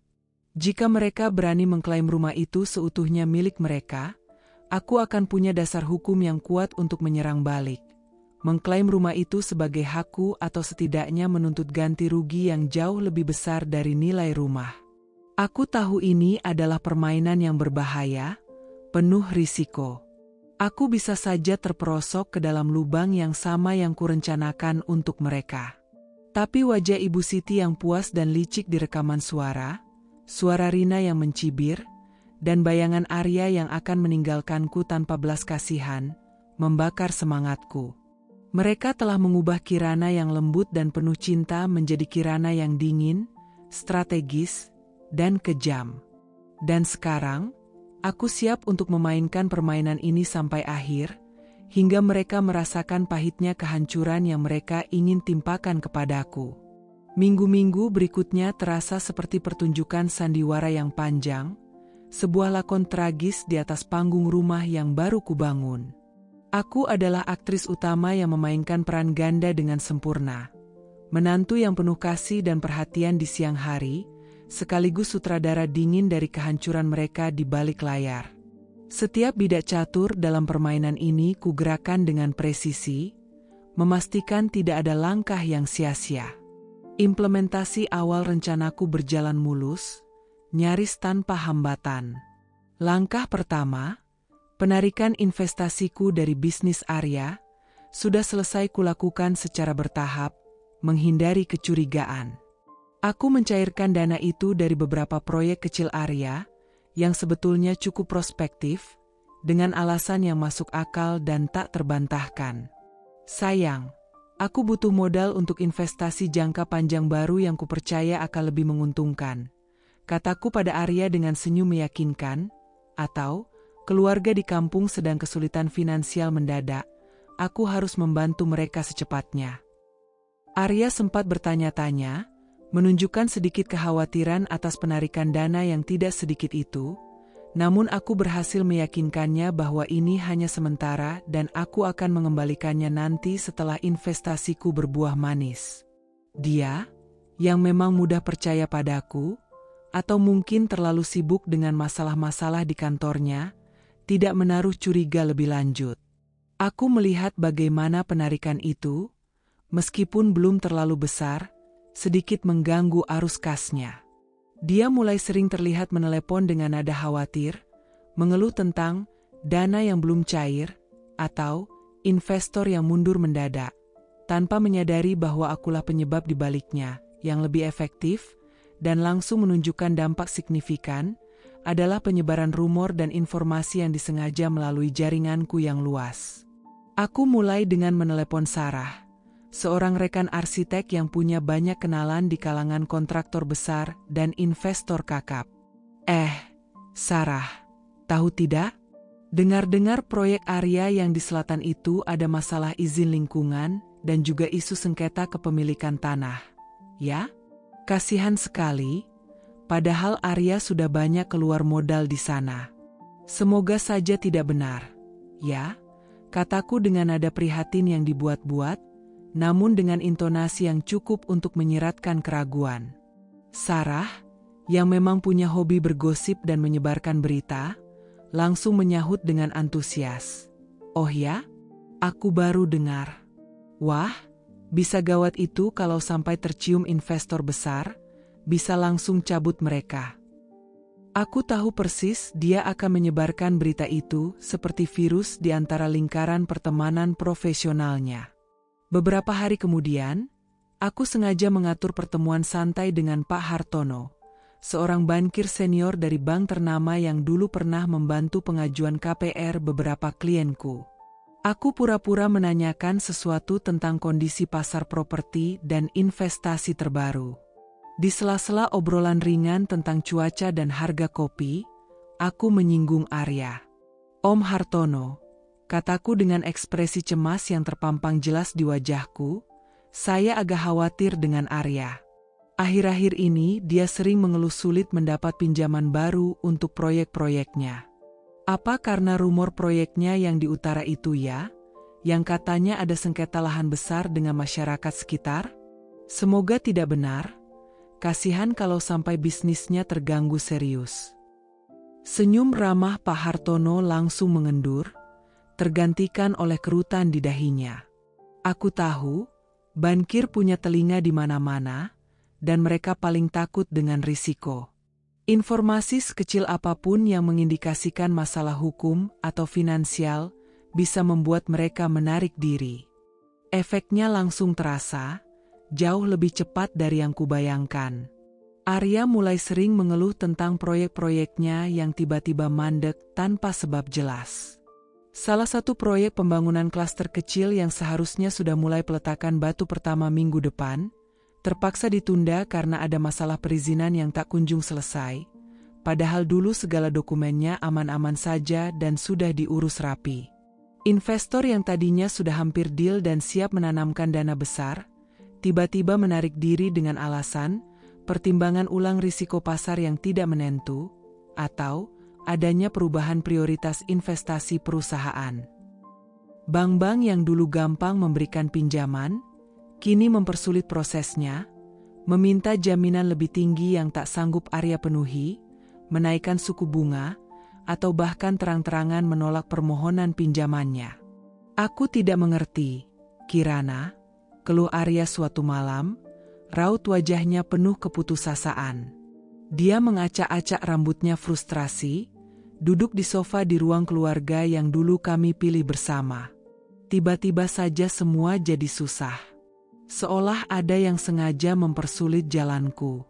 Aku sudah rugi ratusan juta di proyek selatan itu karena izin yang bermasalah. Sekarang yang di utara juga terancam batal total. Aku menatapnya dengan wajah prihatin palsu, mengusap punggungnya dengan lembut, seolah memberikan dukungan tulus. "Mungkin memang sedang tidak beruntung. Sayang, kamu harus lebih hati-hati dalam berinvestasi, periksa lagi semua dokumennya dan pastikan tidak ada celah. Jangan sampai ada yang tertinggal." Dalam hati, aku tersenyum puas, sebuah senyum kemenangan yang tak terlihat. Ini baru permulaan, Arya. Ratusan juta itu belum seberapa. Jaring laba-laba yang kutebar dengan hati-hati kini mulai menjerat mangsanya, mengikat erat setiap pergerakannya.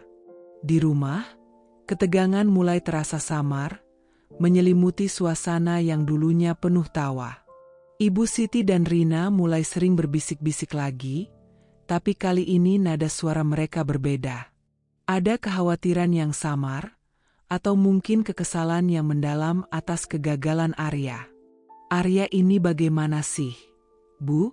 Masa bisnisnya malah jadi begini? Padahal Kirana sudah kita pancing untuk keluar modal banyak di rumah ini. Kita harus segera eksekusi rencana selanjutnya." Kudengar Rina berbisik pada Ibu Siti suatu sore, suaranya dipenuhi nada panik. "Kalau dia bangkrut sebelum kita bisa menyingkirkan Kirana, bagaimana rencana kita selanjutnya? Bisa-bisa rumah ini tetap jadi milik Kirana." Aku pura-pura tidak mendengar, sibuk menyiapkan makan malam di dapur, menjaga ekspresiku tetap tenang, menunjukkan simpati seolah aku tidak tahu apa-apa tentang penderitaan Arya. Konsistensi karakter adalah kunci dalam permainan ini. Aku harus menjaga citra Kirana yang polos, baik hati, dan tidak bersalah di mata mereka. Aku ingin mereka menyalahkan nasib buruk, atau bahkan menyalahkan Arya sendiri atas kegagalan dan ketidakmampuannya mengurus bisnis. Setiap malam, laporan dari Bram semakin menguatkan dugaanku dan memberikan kepuasan tersendiri.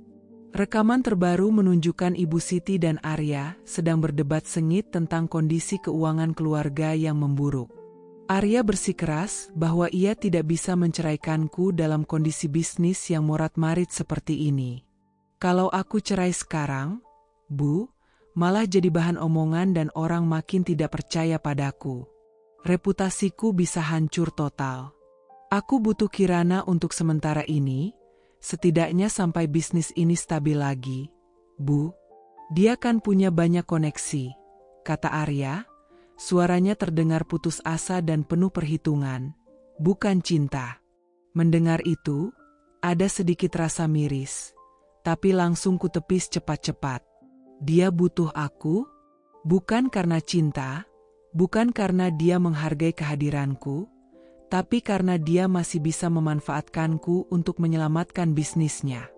Mereka benar-benar telah menjadikan Arya sebagai boneka, pion yang bisa mereka geser sesuka hati dalam rencana busuk ini. Rasa kasihan itu langsung menguap, digantikan oleh bara dendam yang semakin membakar.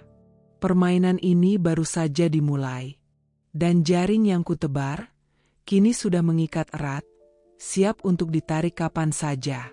Ketika bisnis Arya semakin terpuruk, seperti rawa yang perlahan menelan, suasana di rumah mertua berubah drastis, dari kebahagiaan semu menjadi ketegangan yang pekat. Senyuman palsu yang dulu selalu mereka pasang di hadapanku kini luntur tak bersisa, digantikan oleh kerutan-kerutan dalam didahi dan bisikan-bisikan yang semakin sering, semakin keras, dan kini lebih bernada panik. Aku mengamati mereka dari balik cangkir teh, berpura-pura asyik membaca majalah arsitektur terbaru, namun setiap kata yang terucap dari bibir mereka tak luput dari pendengaranku yang semakin tajam. Aku sudah menjadi Kirana yang lain, Kirana yang waspada dan penuh perhitungan. Bagaimana ini, Bu? Bagaimana nasib kita? Suara Rina terdengar putus asa suatu pagi, saat Arya sedang keluar mencari pinjaman, wajahnya keruh seolah dihimpit beban berat. Proyek-proyek Arya macet semua, sudah berbulan-bulan tidak ada pemasukan berarti. Tabungan kita sudah menipis gara-gara menopang dia dan rumah ini yang katanya akan jadi milik kita seutuhnya. Kapan Kirana mau diceraikan? Kita harus segera eksekusi rencana selanjutnya sebelum kita ikut bangkrut. Ada nada frustrasi yang kental dalam suaranya, bukan hanya karena masalah uang, tapi juga karena rencana jahat mereka terhambat oleh kondisi Arya yang merosot. Ibu Siti menghela napas panjang, tatapannya kosong menatap halaman. Sabar, Rina. Kita tidak bisa terburu-buru seperti itu. Kalau Arya menceraikan Kirana sekarang, reputasinya bisa hancur total di mata rekan bisnisnya. Orang-orang akan berpikir dia hanya memanfaatkan Kirana, lalu membuangnya saat sudah tidak berguna. Bisa-bisa dia tidak akan pernah mendapatkan proyek lagi seumur hidupnya. Ada perhitungan licik yang dingin di balik setiap kata ibunya, sebuah perhitungan yang mengabaikan perasaan siapapun, bahkan anaknya sendiri, demi keuntungan pribadi. Kita harus menunggu sampai ada alasan yang kuat dan masuk akal, yang bisa diterima publik tanpa menimbulkan kecurigaan. Dan yang terpenting, dia tidak boleh sampai curiga kalau kita yang dibalik semua kemacetan bisnis Arya ini. Mendengar itu, hatiku mencelos, bukan karena sakit lagi, tapi karena rasa jijik.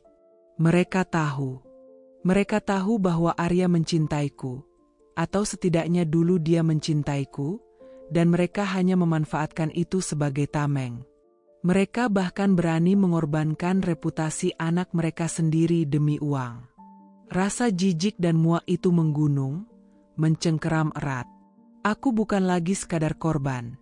Aku adalah alat, pion dalam permainan kotor mereka, yang siap mereka buang kapan saja setelah tujuan mereka tercapai. Arya sendiri semakin tenggelam dalam keputusasaan. Dia sering pulang larut malam dengan wajah lelah yang pucat, rambut acak-acakan, dan aroma rokok yang menyengat kuat, kebiasaan baru yang menunjukkan tingkat stresnya. Teleponnya tak henti berdering, entah dari bank yang menagih cicilan proyek yang mulai macet, atau dari klien yang tiba-tiba membatalkan kontrak tanpa alasan jelas, atau dari pemasok yang menuntut pembayaran di muka. Dia mencoba menyembunyikan masalah ini dariku, berpura-pura semuanya baik-baik saja, namun aku bisa melihatnya dengan jelas. Tangannya sering gemetar saat memegang cangkir kopi, tidurnya gelisah, dan nafsu makannya menurun drastis. Malam-malam yang dulu kami habiskan dengan tawa dan obrolan hangat kini diisi oleh keheningan canggung. Atau sesekali ia akan mengeluh tentang nasib buruk yang tiba-tiba menimpanya atau persaingan tidak sehat yang semakin kejam di industri properti. Dia tak pernah sekalipun mencurigaiku, bahkan justru aku sering menjadi tempatnya bersandar dan berkeluh kesah. Ironisnya, aku tidak tahu harus bagaimana lagi, Kirana, bisiknya suatu malam, kepalanya bersandar di bahuku, bahunya bergetar lemah. Seolah ada kutukan di bisnis ini. Semua pintu tertutup rapat. Aku sudah mengeluarkan banyak uang untuk mengurus perizinan baru dan ganti rugi sengketa yang tiba-tiba muncul di proyek-proyekku. Sumber danaku hampir habis. Aku menepuk punggungnya pelan, dalam hati mencatat setiap kata dan rincian yang ia berikan. Sengketa yang tiba-tiba muncul. Ya, itu adalah hasil pekerjaanku dan Bram, yang menyebarkan informasi dan memicu konflik-konflik kecil yang berujung pada masalah besar di setiap proyeknya.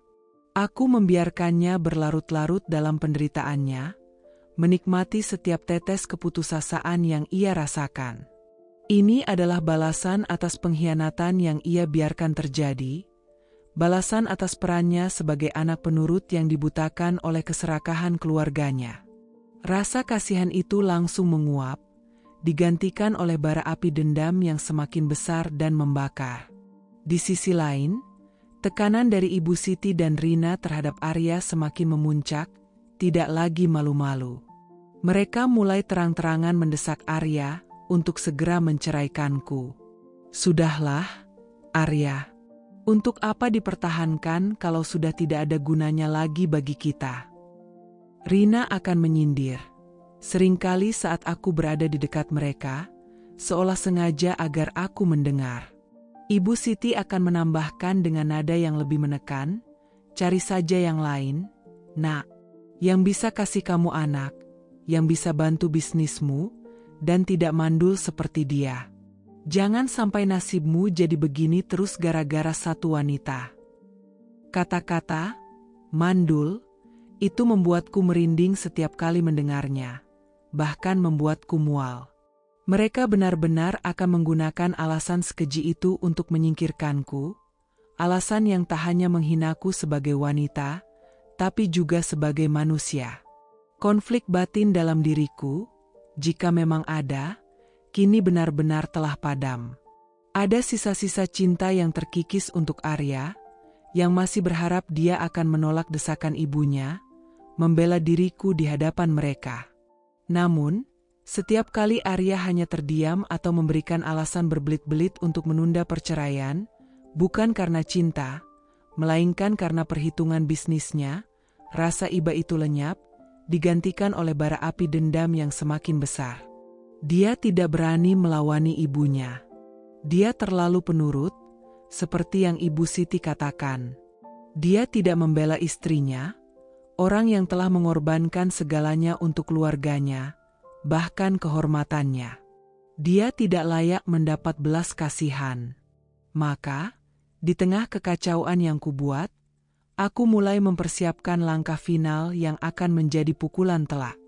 Aku menghubungi Bram, memintanya untuk terus merekam setiap percakapan, terutama yang berkaitan dengan rencana perceraian dan klaim kepemilikan rumah yang mereka impikan. Aku juga mulai menyiapkan diri secara mental dan emosional untuk konfrontasi besar yang akan datang. Aku tidak akan membiarkan mereka lolos, dan aku tidak akan menjadi korban pasif yang hanya bisa menangis. Aku akan menghadapi mereka dengan kepala tegak, dengan semua bukti di tanganku, siap untuk merobohkan tidak hanya rumah fisik ini, tetapi juga seluruh dunia dan reputasi yang telah mereka bangun di atas penderitaanku. Hari itu tiba. Hari di mana semua topeng akan rontok, dan kebenaran pahit akan terkuak dengan brutal. Cuaca pagi terasa begitu cerah. Ironisnya, seolah alam sedang menyembunyikan badai dahsyat yang akan segera pecah di dalam rumah ini, rumah yang megah namun penuh kebusukan. Arya baru saja pulang dari dinasnya yang terakhir. Sebuah dinas yang ternyata menjadi dalih bagiku untuk mengumpulkan bukti-bukti terakhir dengan bantuan Bram. Ia tampak lebih kurus. Wajahnya kuyu karena kurang tidur, dan sorot matanya redup, penuh kekalahan yang nyata. Aku sudah menyiapkan semuanya dengan cermat, seolah sedang mempersiapkan presentasi paling penting dalam hidupku. Di ruang keluarga, tempat yang menjadi saksi bisu, sekaligus lokasi di mana mereka merajut setiap benang rencana busuk itu, aku menyalakan lampu terang benderang. Tidak ada lagi remang-remang yang bisa menyembunyikan kebusukan, tidak ada lagi bayangan yang bisa menutupi kebohongan. Aku duduk tegak di salah satu sofa, menunggu dengan tenang. Tak lama, Arya masuk, diikuti oleh Ibu Siti dan Rina yang tampak cemas. Langkah mereka ragu-ragu. Mereka bertiga mungkin mengira aku akan mengeluh tentang masalah bisnis Arya yang semakin memburuk, atau tentang desakan cerai yang tak henti-henti mereka lontarkan padaku. Mereka tak tahu, kali ini, Yang akan bicara adalah Kirana yang berbeda, Kirana yang telah bangkit dari abu kehancuran. Ada apa ini, Kirana? Pagi-pagi begini sudah serius sekali, tanya Ibu Siti, mencoba mempertahankan nada ramahnya yang palsu, namun suaranya sedikit bergetar, menunjukkan kecemasannya. Rina hanya menatapku dengan tatapan waspada, bola matanya bergerak-gerak liar, seolah mencium gelagat tak biasa dari diriku. Arya menatapku bingung, keningnya berkerut, seolah mencoba membaca ekspresiku yang tenang namun penuh makna. Aku tersenyum. Sebuah senyuman dingin, tanpa emosi, yang membuat mereka bertiga terlihat salah tingkah, bahkan sedikit ketakutan. Aku hanya ingin kita bicara. Bicara dari hati ke hati, kataku, suaraku tenang dan terkontrol sempurna, nyaris berbisik namun penuh penekanan. Setiap kata terasa seperti gema di ruangan itu. Tentang semua ini, tentang rumah ini, dan tentang kita.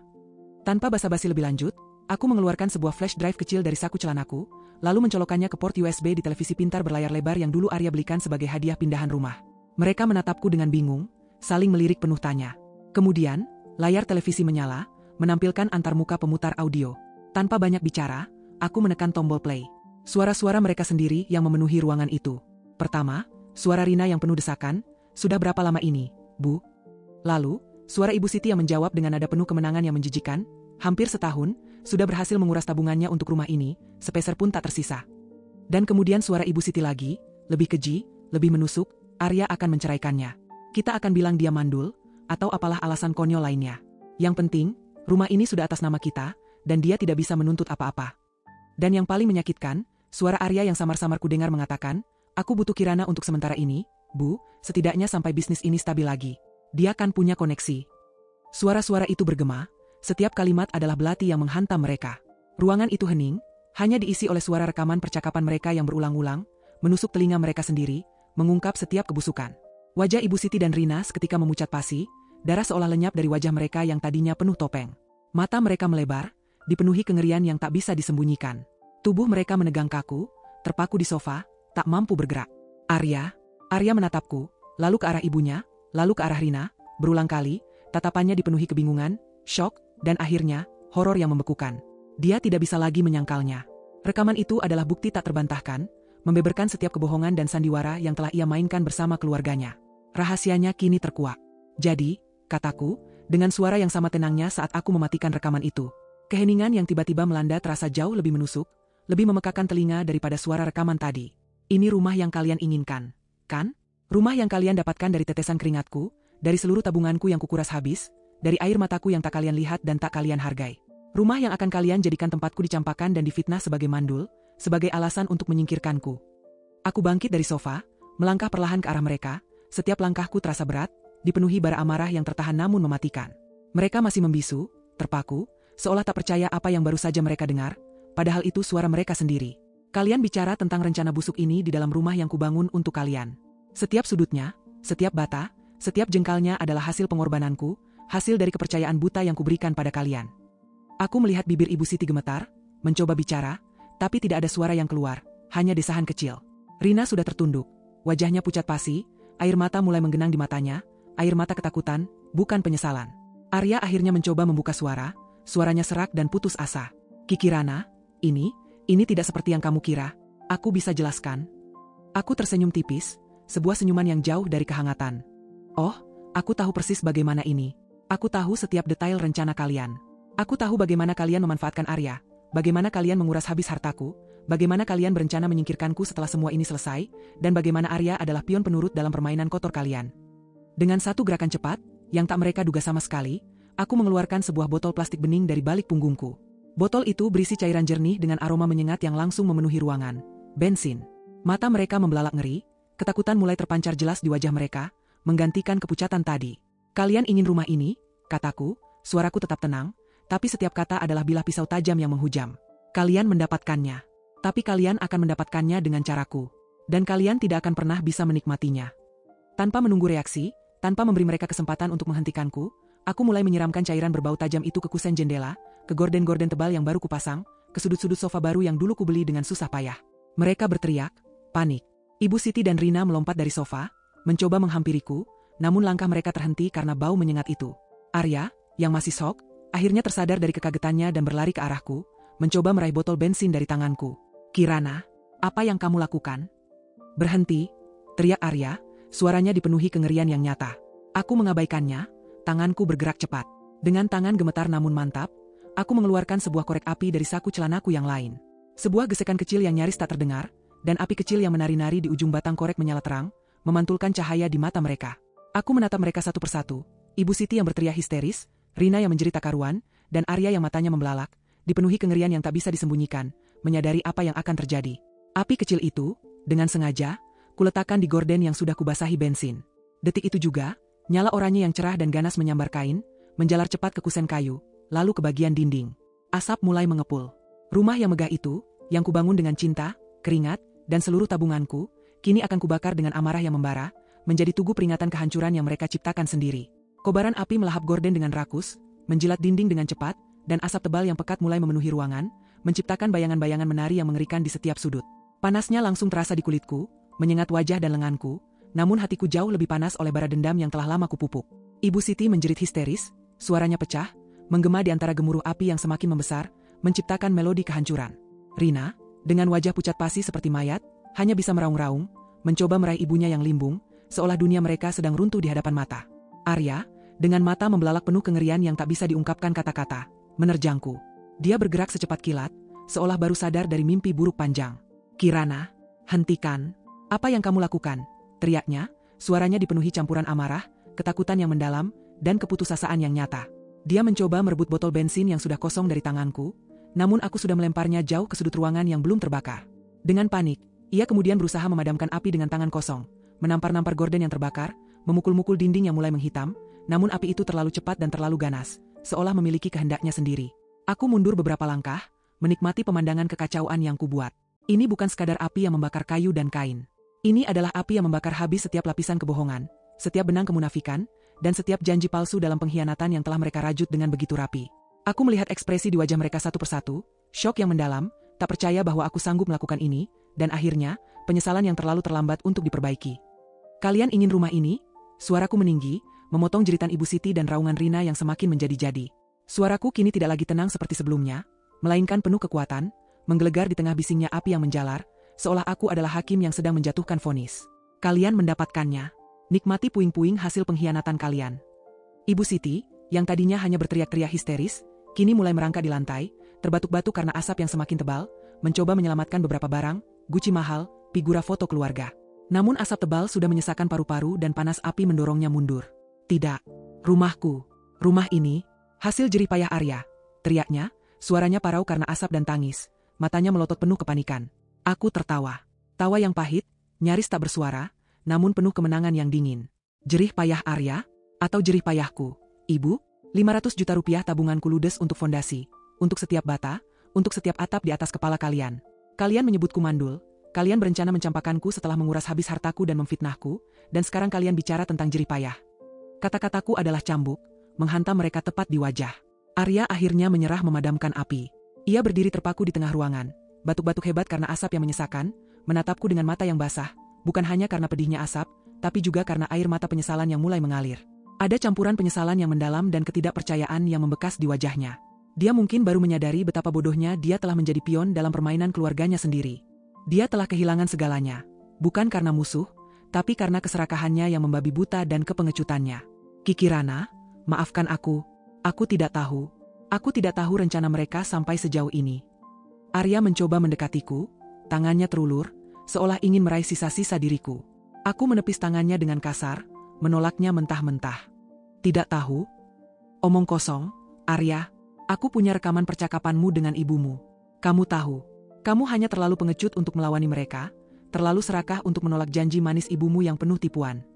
Aku mengeluarkan ponselku, memutar rekaman itu lagi, bagian di mana ia mengatakan, aku butuh Kirana untuk sementara ini, Bu, sampai bisnis ini stabil lagi.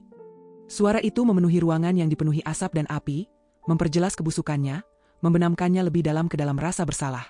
Wajah Arya semakin pucat, kini dihiasi jelaga dan air mata. Dia tidak bisa lagi menyangkal. Tatapan matanya yang dulu penuh cinta, kini dipenuhi rasa malu, kekalahan, dan penyesalan yang tak terhingga. Rumah itu, yang semula adalah simbol cinta dan impian kami, kini menjadi tugu peringatan kehancuran yang tak terbantahkan. Api semakin membesar, melahap furnitur satu persatu, menjilat langit-langit, dan mulai merobohkan struktur kayu. Alarm kebakaran mulai berbunyi nyaring, memekakan telinga, dan bau bensin yang terbakar menusuk hidung. Para tetangga mulai berdatangan, panik melihat asap mengepul dari jendela-jendela rumah mewah itu, beberapa mulai berteriak dan menelpon pemadam kebakaran. "Kalian ingin rumah ini? Kalian mendapatkannya," kataku lagi, suaraku menggelegar menembus deru api, sirene, dan teriakan panik. "Dan kalian ingin Arya miskin? Kalian juga akan mendapatkannya. Karena kalian tidak hanya merobohkan hatiku, tapi juga seluruh masa depan kalian sendiri. Mulai hari ini, kalian tidak punya apa-apa. Semuanya sudah kutarik, kubuat hancur." Aku berbalik. Aku tidak lagi peduli dengan teriakan mereka yang semakin memudar di belakangku, dengan raungan api yang memakan habis segalanya, atau dengan tatapan para tetangga yang penuh tanda tanya dan ketakutan. Langkahku mantap, menjauh dari neraka yang kubuat. Aku meninggalkan mereka di tengah puing-puing impian mereka yang terbakar, menyaksikan kehancuran yang mereka ciptakan sendiri dengan tangan mereka. Aku sudah tidak punya apa-apa lagi untuk ditangisi. Yang ada hanyalah kepuasan dingin yang menusuk, karena telah memberikan mereka pelajaran paling pahit dalam hidup mereka. Keesokan harinya, kota Jakarta gempar dengan berita kebakaran rumah mewah di kawasan elit. Api melahap habis semua yang ada, menyisakan kerangka hangus dan puing-puing berserakan. Berita itu menyebar cepat, menjadi santapan empuk media massa di seluruh penjuru negeri, bahkan menjadi trending topik di media sosial. Aku tahu persis bagaimana cara kerja media, dan aku telah menyiapkan narasi yang sempurna. Sebelum api benar-benar padam dan petugas pemadam kebakaran selesai bekerja, aku sudah menghubungi beberapa kenalan jurnalis dari media terkemuka, memberikan mereka tip tentang insiden tersebut. Namun dengan porsi informasi yang sudah kususun rapi dan terarah. Aku muncul di lokasi kebakaran pagi-pagi sekali, ketika matahari baru saja menampakkan diri di ufuk timur. Penampilanku sederhana, mengenakan pakaian berwarna gelap yang sedikit lusuh, rambut tergerai bebas, dengan wajah pucat dan mata sembab yang menonjol, seolah semalaman aku habis menangisi kehancuran yang tak terduga. Di mata publik, aku adalah korban, istri malang yang rumahnya terbakar habis, kehilangan segalanya dalam sekejap mata. Aku memeluk Arya dengan erat di depan kamera yang menyorot kami tanpa henti, berpura-pura menangis di dadanya, sesekali menyeka air mata palsu, sementara di dalam hati, aku merasakan kepuasan yang dingin, bahkan kemenangan. Arya membalas pelukanku dengan lemah, tubuhnya bergetar, dan air matanya sendiri mengalir deras. Air mata penyesalan dan kehancuran yang sesungguhnya. Ibu Siti dan Rina berdiri di belakang kami, dengan wajah kuyu, rambut acak-acakan, dan pandangan kosong, mencoba bersembunyi dari sorot kamera yang tak henti-hentinya. Mereka terlihat benar-benar putus asa. Saat ditanya oleh para jurnalis yang mengerumuni kami, aku berbicara dengan suara bergetar, penuh kesedihan yang dibuat-buat, namun tetap dengan intonasi yang jelas. Saya tidak tahu persis apa yang terjadi. Saya terbangun karena bau asap yang sangat menyengat dan suara alarm kebakaran yang memekakan telinga. Kataku, menarik napas panjang seolah menahan tangis. Mungkin korsleting listrik yang parah, atau mungkin ada kebocoran gas yang tak terdeteksi, saya benar-benar tidak tahu. Kami kehilangan semuanya. Ini rumah impian kami, tempat kami akan membangun keluarga. Aku sengaja menekankan kata, kami, berkali-kali untuk mengesankan bahwa aku dan Arya adalah satu kesatuan, korban yang sama, meskipun realitanya berbeda jauh dan aku adalah dalang di balik semua itu. Media, tentu saja, memakan mentah-mentah narasi ini. Kisah seorang arsitek muda yang membangun rumah impiannya dengan jerih payah dan seluruh tabungannya, namun kini harus kehilangan semuanya dalam semalam, menjadi berita utama di berbagai surat kabar dan program televisi. Simpati publik mengalir deras. Banyak rekan kerja, klien lama, dan kenalan yang menghubungiku, menawarkan bantuan, baik moral maupun materi. Beberapa bahkan menawarkan bantuan uang tunai. Aku menolak semua tawaran uang, mengatakan bahwa aku akan bangkit sendiri, seolah menguatkan citra Kirana yang tegar, kuat, dan pantang menyerah, sebuah branding yang akan berguna di masa depan. Sementara itu, di balik tirai sandiwara ini, Bram bekerja lebih keras. Dengan dalih mencari barang berharga atau dokumen penting yang mungkin tersisa di puing-puing, ia masuk ke area kebakaran bersama tim forensik yang resmi. Hasilnya, tidak ada jejak yang mengarah pada kesengajaan pembakaran. Aku telah merencanakan ini dengan matang dan meminta Bram untuk memastikan. Aku hanya menyiramkan bensin di area yang akan terbakar cepat dan intens, namun tidak meninggalkan residu yang mencurigakan bagi tim forensik. Alibi korsleting listrik atau kebocoran gas, yang kubangun dengan beberapa manipulasi kecil di instalasi listrik dan regulator gas sebelum kejadian, menjadi penyebab resmi yang tercatat di laporan kepolisian. Kasus ditutup sebagai kebakaran yang tidak disengaja, sebuah kecelakaan murni. Namun, kehancuran bagi keluarga Arya tidak berhenti di situ. Dengan rumah yang kini menjadi puing-puing tak bernilai, hanya menyisakan kerangka hangus dan timbunan arang, rencana mereka untuk mengklaim properti itu sepenuhnya hancur lebur. Dokumen balik nama yang diurus Ibu Siti menjadi tidak relevan, karena yang ada hanyalah sebidang tanah kosong dengan tumpukan sampah. Aku sudah memiliki bukti kuat bahwa seluruh dana pembangunan berasal dariku, termasuk bukti transfer dan kontrak. Jika mereka mencoba menuntut atau mengklaim kepemilikan atas tanah tersebut di kemudian hari, aku punya senjata hukum yang kuat untuk mempermalukan mereka di pengadilan dan di mata publik. Bahkan jika itu berarti aku harus mengungkap sebagian kecil dari peranku. Tapi, aku menduga, itu tidak akan diperlukan lagi, karena rumah itu sudah tiada, dan nilainya sudah nol. Bisnis Arya juga semakin terpuruk, tak berdaya. Dengan reputasi yang kini tercoreng, bukan karena kebakaran, tapi karena desas-desus masalah finansial, sengketa lahan, dan investor yang mundur yang sudah kusebar, tidak ada lagi investor yang mau mendekat. Bank-bank besar benar-benar menutup pintu pinjaman, bahkan bank kecil sekalipun. Proyek-proyeknya yang tersisa mandek total, tak bisa bergerak maju. Para subkontraktor dan pemasok mulai menuntut pembayaran yang macet, bahkan tak jarang ada ancaman fisik dari rentenir, karena Arya mulai berani meminjam dari jalur ilegal untuk menutupi kerugian. Dalam hitungan minggu, Arya secara efektif menjadi bangkrut total, terlilit utang di mana-mana, dan tidak ada celah untuk bangkit. Aku menyaksikan semua itu dari jauh, kadang dari balik jendela apartemen lamaku yang kini kutinggali kembali. Sebuah tempat yang terasa begitu damai setelah semua kekacauan, kadang dari cerita rekan-rekan bisnis yang masih bergosip, dan juga dari laporan Bram. Arya menjadi pria yang benar-benar hancur, tidak hanya secara finansial, tapi juga mental dan emosional. Ia sering terlihat berdiam diri di mana saja, merokok di sudut-sudut yang sepi, tatapan matanya kosong, seperti jiwa yang telah mati. Ibu Siti dan Rina kini hidup dalam kesengsaraan yang sebenarnya. Mereka kehilangan rumah mewah yang diidam-idamkan, dan Arya, satu-satunya tulang punggung mereka, kini tak punya apa-apa, bahkan kehormatannya. Mereka tidak memiliki satupun aset berharga yang bisa mereka jual. Hidup telah memberiku pelajaran paling pahit. Kepercayaan yang salah bisa menghancurkan segalanya. Tapi aku tidak lagi merasakan sakit yang mendalam. Hanya kepuasan dingin, dan sebuah tekad baru untuk masa depan. Aku akan membangun kembali hidupku, dari awal, jauh lebih kuat, tanpa bayang-bayang mereka. Dan mereka akan hidup dalam puing-puing pengkhianatan mereka sendiri, dalam kehancuran yang tak akan pernah bisa mereka perbaiki. Kebakaran itu menjadi titik balik yang tak terbantahkan dalam hidupku. Sebuah garis tegas yang memisahkan masa lalu yang kelam dan penuh tipuan dari masa depan yang harus kubangun sendiri, sekuat mungkin. Setelah semua kegaduhan media mereda dan laporan kepolisian secara resmi menyatakan insiden itu sebagai kecelakaan akibat korsleting listrik, sesuai dengan rencanaku, aku memutuskan untuk benar-benar menghilang dari kehidupan keluarga Arya. Aku tidak ingin lagi memiliki koneksi apapun dengan mereka. Aku pindah kembali ke apartemen lamaku di kawasan Jakarta Selatan, yang untungnya tidak pernah kulepaskan sewanya.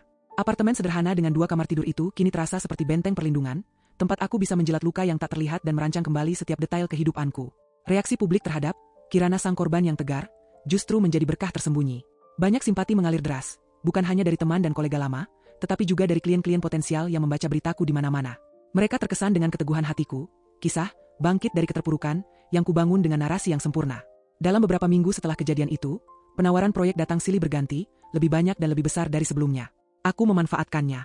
Aku bekerja lebih keras dari sebelumnya, mencurahkan seluruh energiku pada setiap desain, pada setiap detail arsitektur, pada setiap presentasi proyek. Pekerjaan menjadi pelarianku yang paling efektif, tempat aku menyalurkan amarah, sakit hati, dan kekecewaan menjadi sesuatu yang produktif, bernilai, dan secara finansial menguntungkan. Aku menemukan kepuasan dalam menciptakan, alih-alih menghancurkan. Aku memutus kontak sepenuhnya dengan Arya. Nomor teleponnya kublokir secara permanen, semua akun media sosialnya kubisukan dan tak lagi kuikuti. Aku tidak ingin lagi mendengar atau melihat apapun tentangnya, atau tentang Ibu Siti dan Rina. Mereka adalah babak gelap dalam hidupku yang harus kututup rapat, tanpa pengecualian. Beberapa kali Arya mencoba menghubungiku melalui teman-teman lamanya, atau bahkan datang secara langsung ke kantorku dengan wajah memelas, namun aku selalu menolaknya mentah-mentah. Aku tidak ingin ada lagi penjelasan, tidak ada lagi permohonan maaf. Bagiku, mereka sudah mati dari kehidupanku. Bram, detektif swastaku, sesekali masih memberiku laporan terbaru tentang kondisi keluarga Arya. Dia tahu aku tidak akan bertanya, tapi dia merasa perlu memberitahuku. Mungkin karena tahu aku masih butuh kepastian atas kehancuran mereka. Bisnis properti Arya benar-benar kolaps total, tak bersisa. Proyek-proyeknya terbengkalai, namanya tercemar di seluruh industri properti, dan bank-bank menolak mentah-mentah setiap permohonan pinjaman baru. Dia terlilit utang besar dari bankir gelap, dan kini hidup dalam ketakutan akan ancaman fisik. Ibu Siti dan Rina terpaksa menjual aset-aset kecil mereka, perhiasan yang dulu selalu mereka pamerkan, beberapa barang antik peninggalan keluarga, hanya untuk bertahan hidup dari hari ke hari. Mereka pindah ke rumah kontrakan kecil di pinggir kota yang sempit dan jauh dari hingar-bingar pusat kota, jauh dari kehidupan mewah yang selalu mereka impikan. Rumah impian yang kubangun untuk mereka, kini hanya tinggal puing-puing gosong, sebuah monumen bisu keserakahan dan pengkhianatan mereka. Mendengar laporan-laporan itu, aku tidak merasakan euforia atau kegembiraan yang meluap-luap seperti yang kubayangkan sebelumnya. Hanya ada kepuasan yang dingin, sedikit pahit, dan sebuah kelegaan. Balas dendam memang telah terwujud, namun ia tidak membawa kebahagiaan sejati yang abadi. Ia hanya mengosongkan tempat yang dulunya dipenuhi cinta, kepercayaan, dan harapan, menggantinya dengan ruang hampa. Aku menyadari bahwa meski mereka hancur, aku pun membawa luka yang tak terlihat, luka yang dalam. Luka akibat kepercayaan yang dikhianati, luka akibat cinta yang disalahgunakan, luka akibat harga diri yang diinjak-injak. Namun, di tengah puing-puing hati yang telah hancur itu, aku menemukan secercah harapan baru, sebuah cahaya kecil yang muncul dari kegelapan. Aku menyadari bahwa kehancuran yang mereka timbulkan itu juga memberiku sebuah kebebasan yang tak ternilai. Kebebasan dari ilusi, dari orang-orang toksik yang hanya memanfaatkan, dari sebuah hubungan yang sejatinya adalah jebakan yang merusak. Aku bisa memulai kembali semuanya, dari nol. Aku bisa membangun fondasi baru untuk hidupku, kali ini dengan material yang jauh lebih kuat dan kokoh. Kejujuran pada diriku sendiri, integritas dalam setiap langkah, dan cinta yang tulus yang kurasakan, bukan dari orang lain, melainkan dari diriku sendiri. Aku mulai fokus sepenuhnya pada diriku sendiri. Mengembangkan diri secara profesional dan personal, belajar hal-hal baru di luar arsitektur, seperti kursus fotografi dan meditasi, bertemu teman-teman lama yang sempat kulupakan karena kesibukanku dengan Arya dan keluarganya. Aku bahkan mulai merencanakan sebuah proyek amal kecil, membangun rumah sederhana yang layak huni untuk beberapa keluarga miskin di daerah terpencil, menggunakan sebagian dari sisa dana daruratku. Itu adalah caraku untuk membersihkan jiwaku dari racun dendam yang sempat menguasai, mengubah energi negatif menjadi sesuatu yang positif dan bermanfaat bagi sesama. Hidup memang tak selalu sesuai rencana yang kita buat. Terkadang, kita harus membakar jembatan di belakang kita untuk bisa melangkah maju tanpa ragu. Api itu memang menghancurkan segalanya yang palsu, tapi juga membersihkan, menyisakan lahan kosong yang subur untuk ditanami harapan baru. Aku bukan lagi Kirana yang naif dan mudah percaya seperti dulu.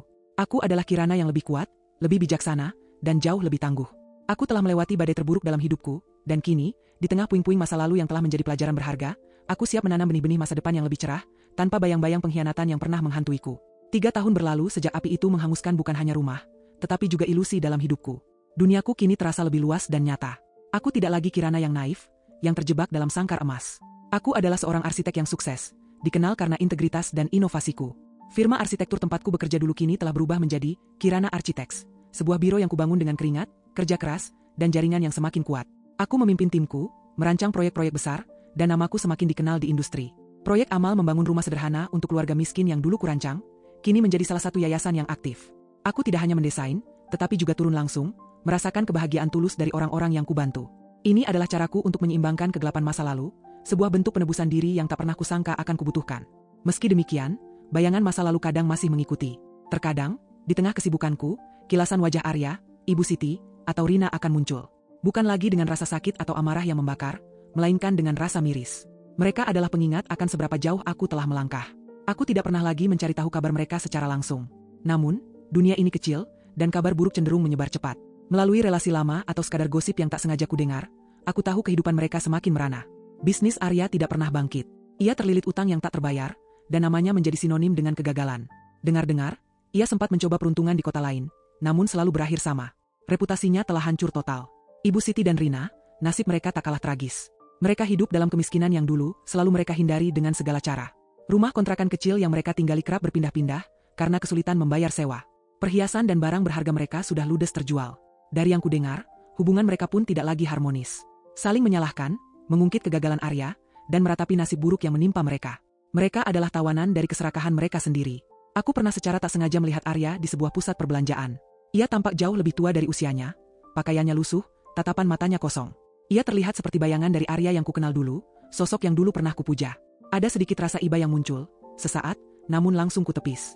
Rasa iba itu tidak sebanding dengan rasa sakit dan pengkhianatan yang telah ia biarkan terjadi. Aku memilih untuk berbalik dan berjalan pergi, tak ingin dia menyadari keberadaanku. Pertemuan itu menegaskan bahwa ia telah mendapatkan apa yang pantas ia dapatkan. Sejak kejadian itu, aku menjadi pribadi yang lebih berhati-hati dalam mempercayai orang, terutama dalam urusan hati dan finansial. Namun, aku tidak menjadi dingin atau sinis. Justru sebaliknya, aku belajar untuk menghargai koneksi yang tulus, persahabatan yang murni, dan kebaikan yang datang tanpa pamrih. Aku menemukan kebahagiaan sejati dalam pencapaianku sendiri, dalam kemampuanku untuk bangkit, dan dalam kontribusiku kepada masyarakat. Rumah yang terbakar itu, puing-puingnya kini telah diratakan dan dijual oleh pihak bank untuk melunasi utang-utang yang tersisa. Tidak ada lagi jejak pengkhianatan di sana. Hanya ada lahan kosong yang menunggu untuk dibangun kembali, oleh tangan-tangan yang lebih jujur, dengan fondasi yang lebih kuat. Aku melihat ke depan, ke cakrawala yang kini membentang luas. Masa lalu adalah pelajaran, bukan beban. Jejak pengkhianatan memang ada, namun ia hanya berfungsi sebagai pengingat betapa kuatnya aku bisa berdiri sendiri, dan betapa berharganya hidup yang kubangun dengan integritas. Kirana yang baru telah lahir dari abu, siap untuk menulis bab-bab selanjutnya dalam kisahnya, bab-bab yang penuh dengan harapan, kekuatan, dan kebahagiaan yang sejati.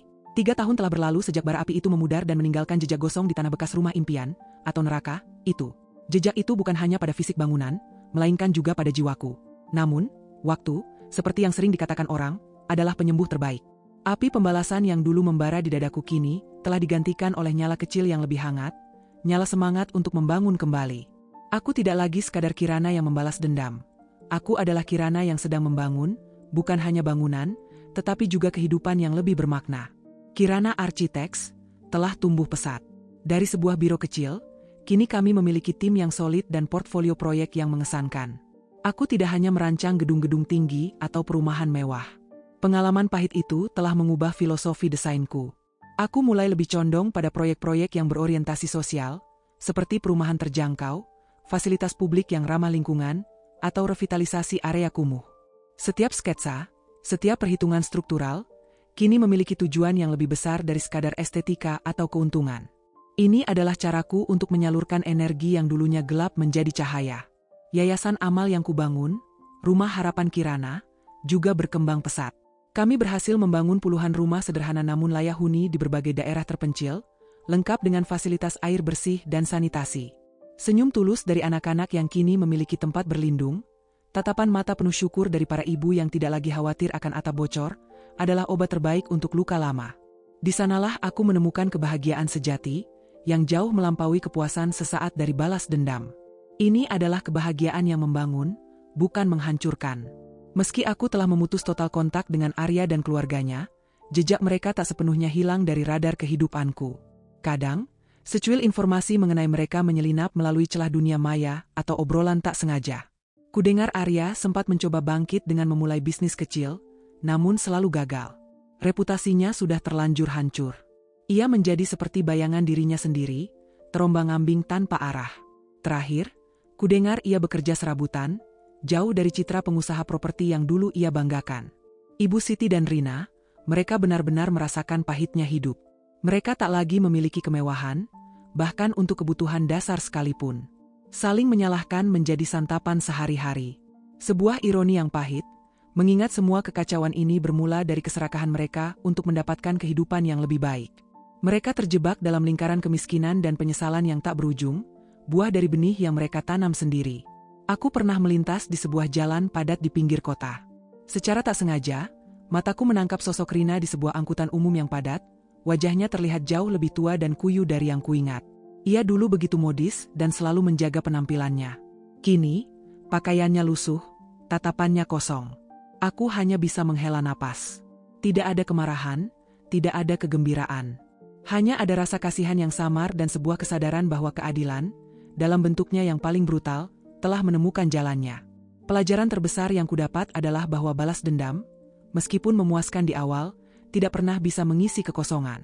Kebahagiaan sejati tidak ditemukan dalam melihat orang lain menderita, tetapi dalam membangun kembali dirimu sendiri, dalam menemukan tujuan yang lebih tinggi, dan dalam memberikan kontribusi positif bagi dunia.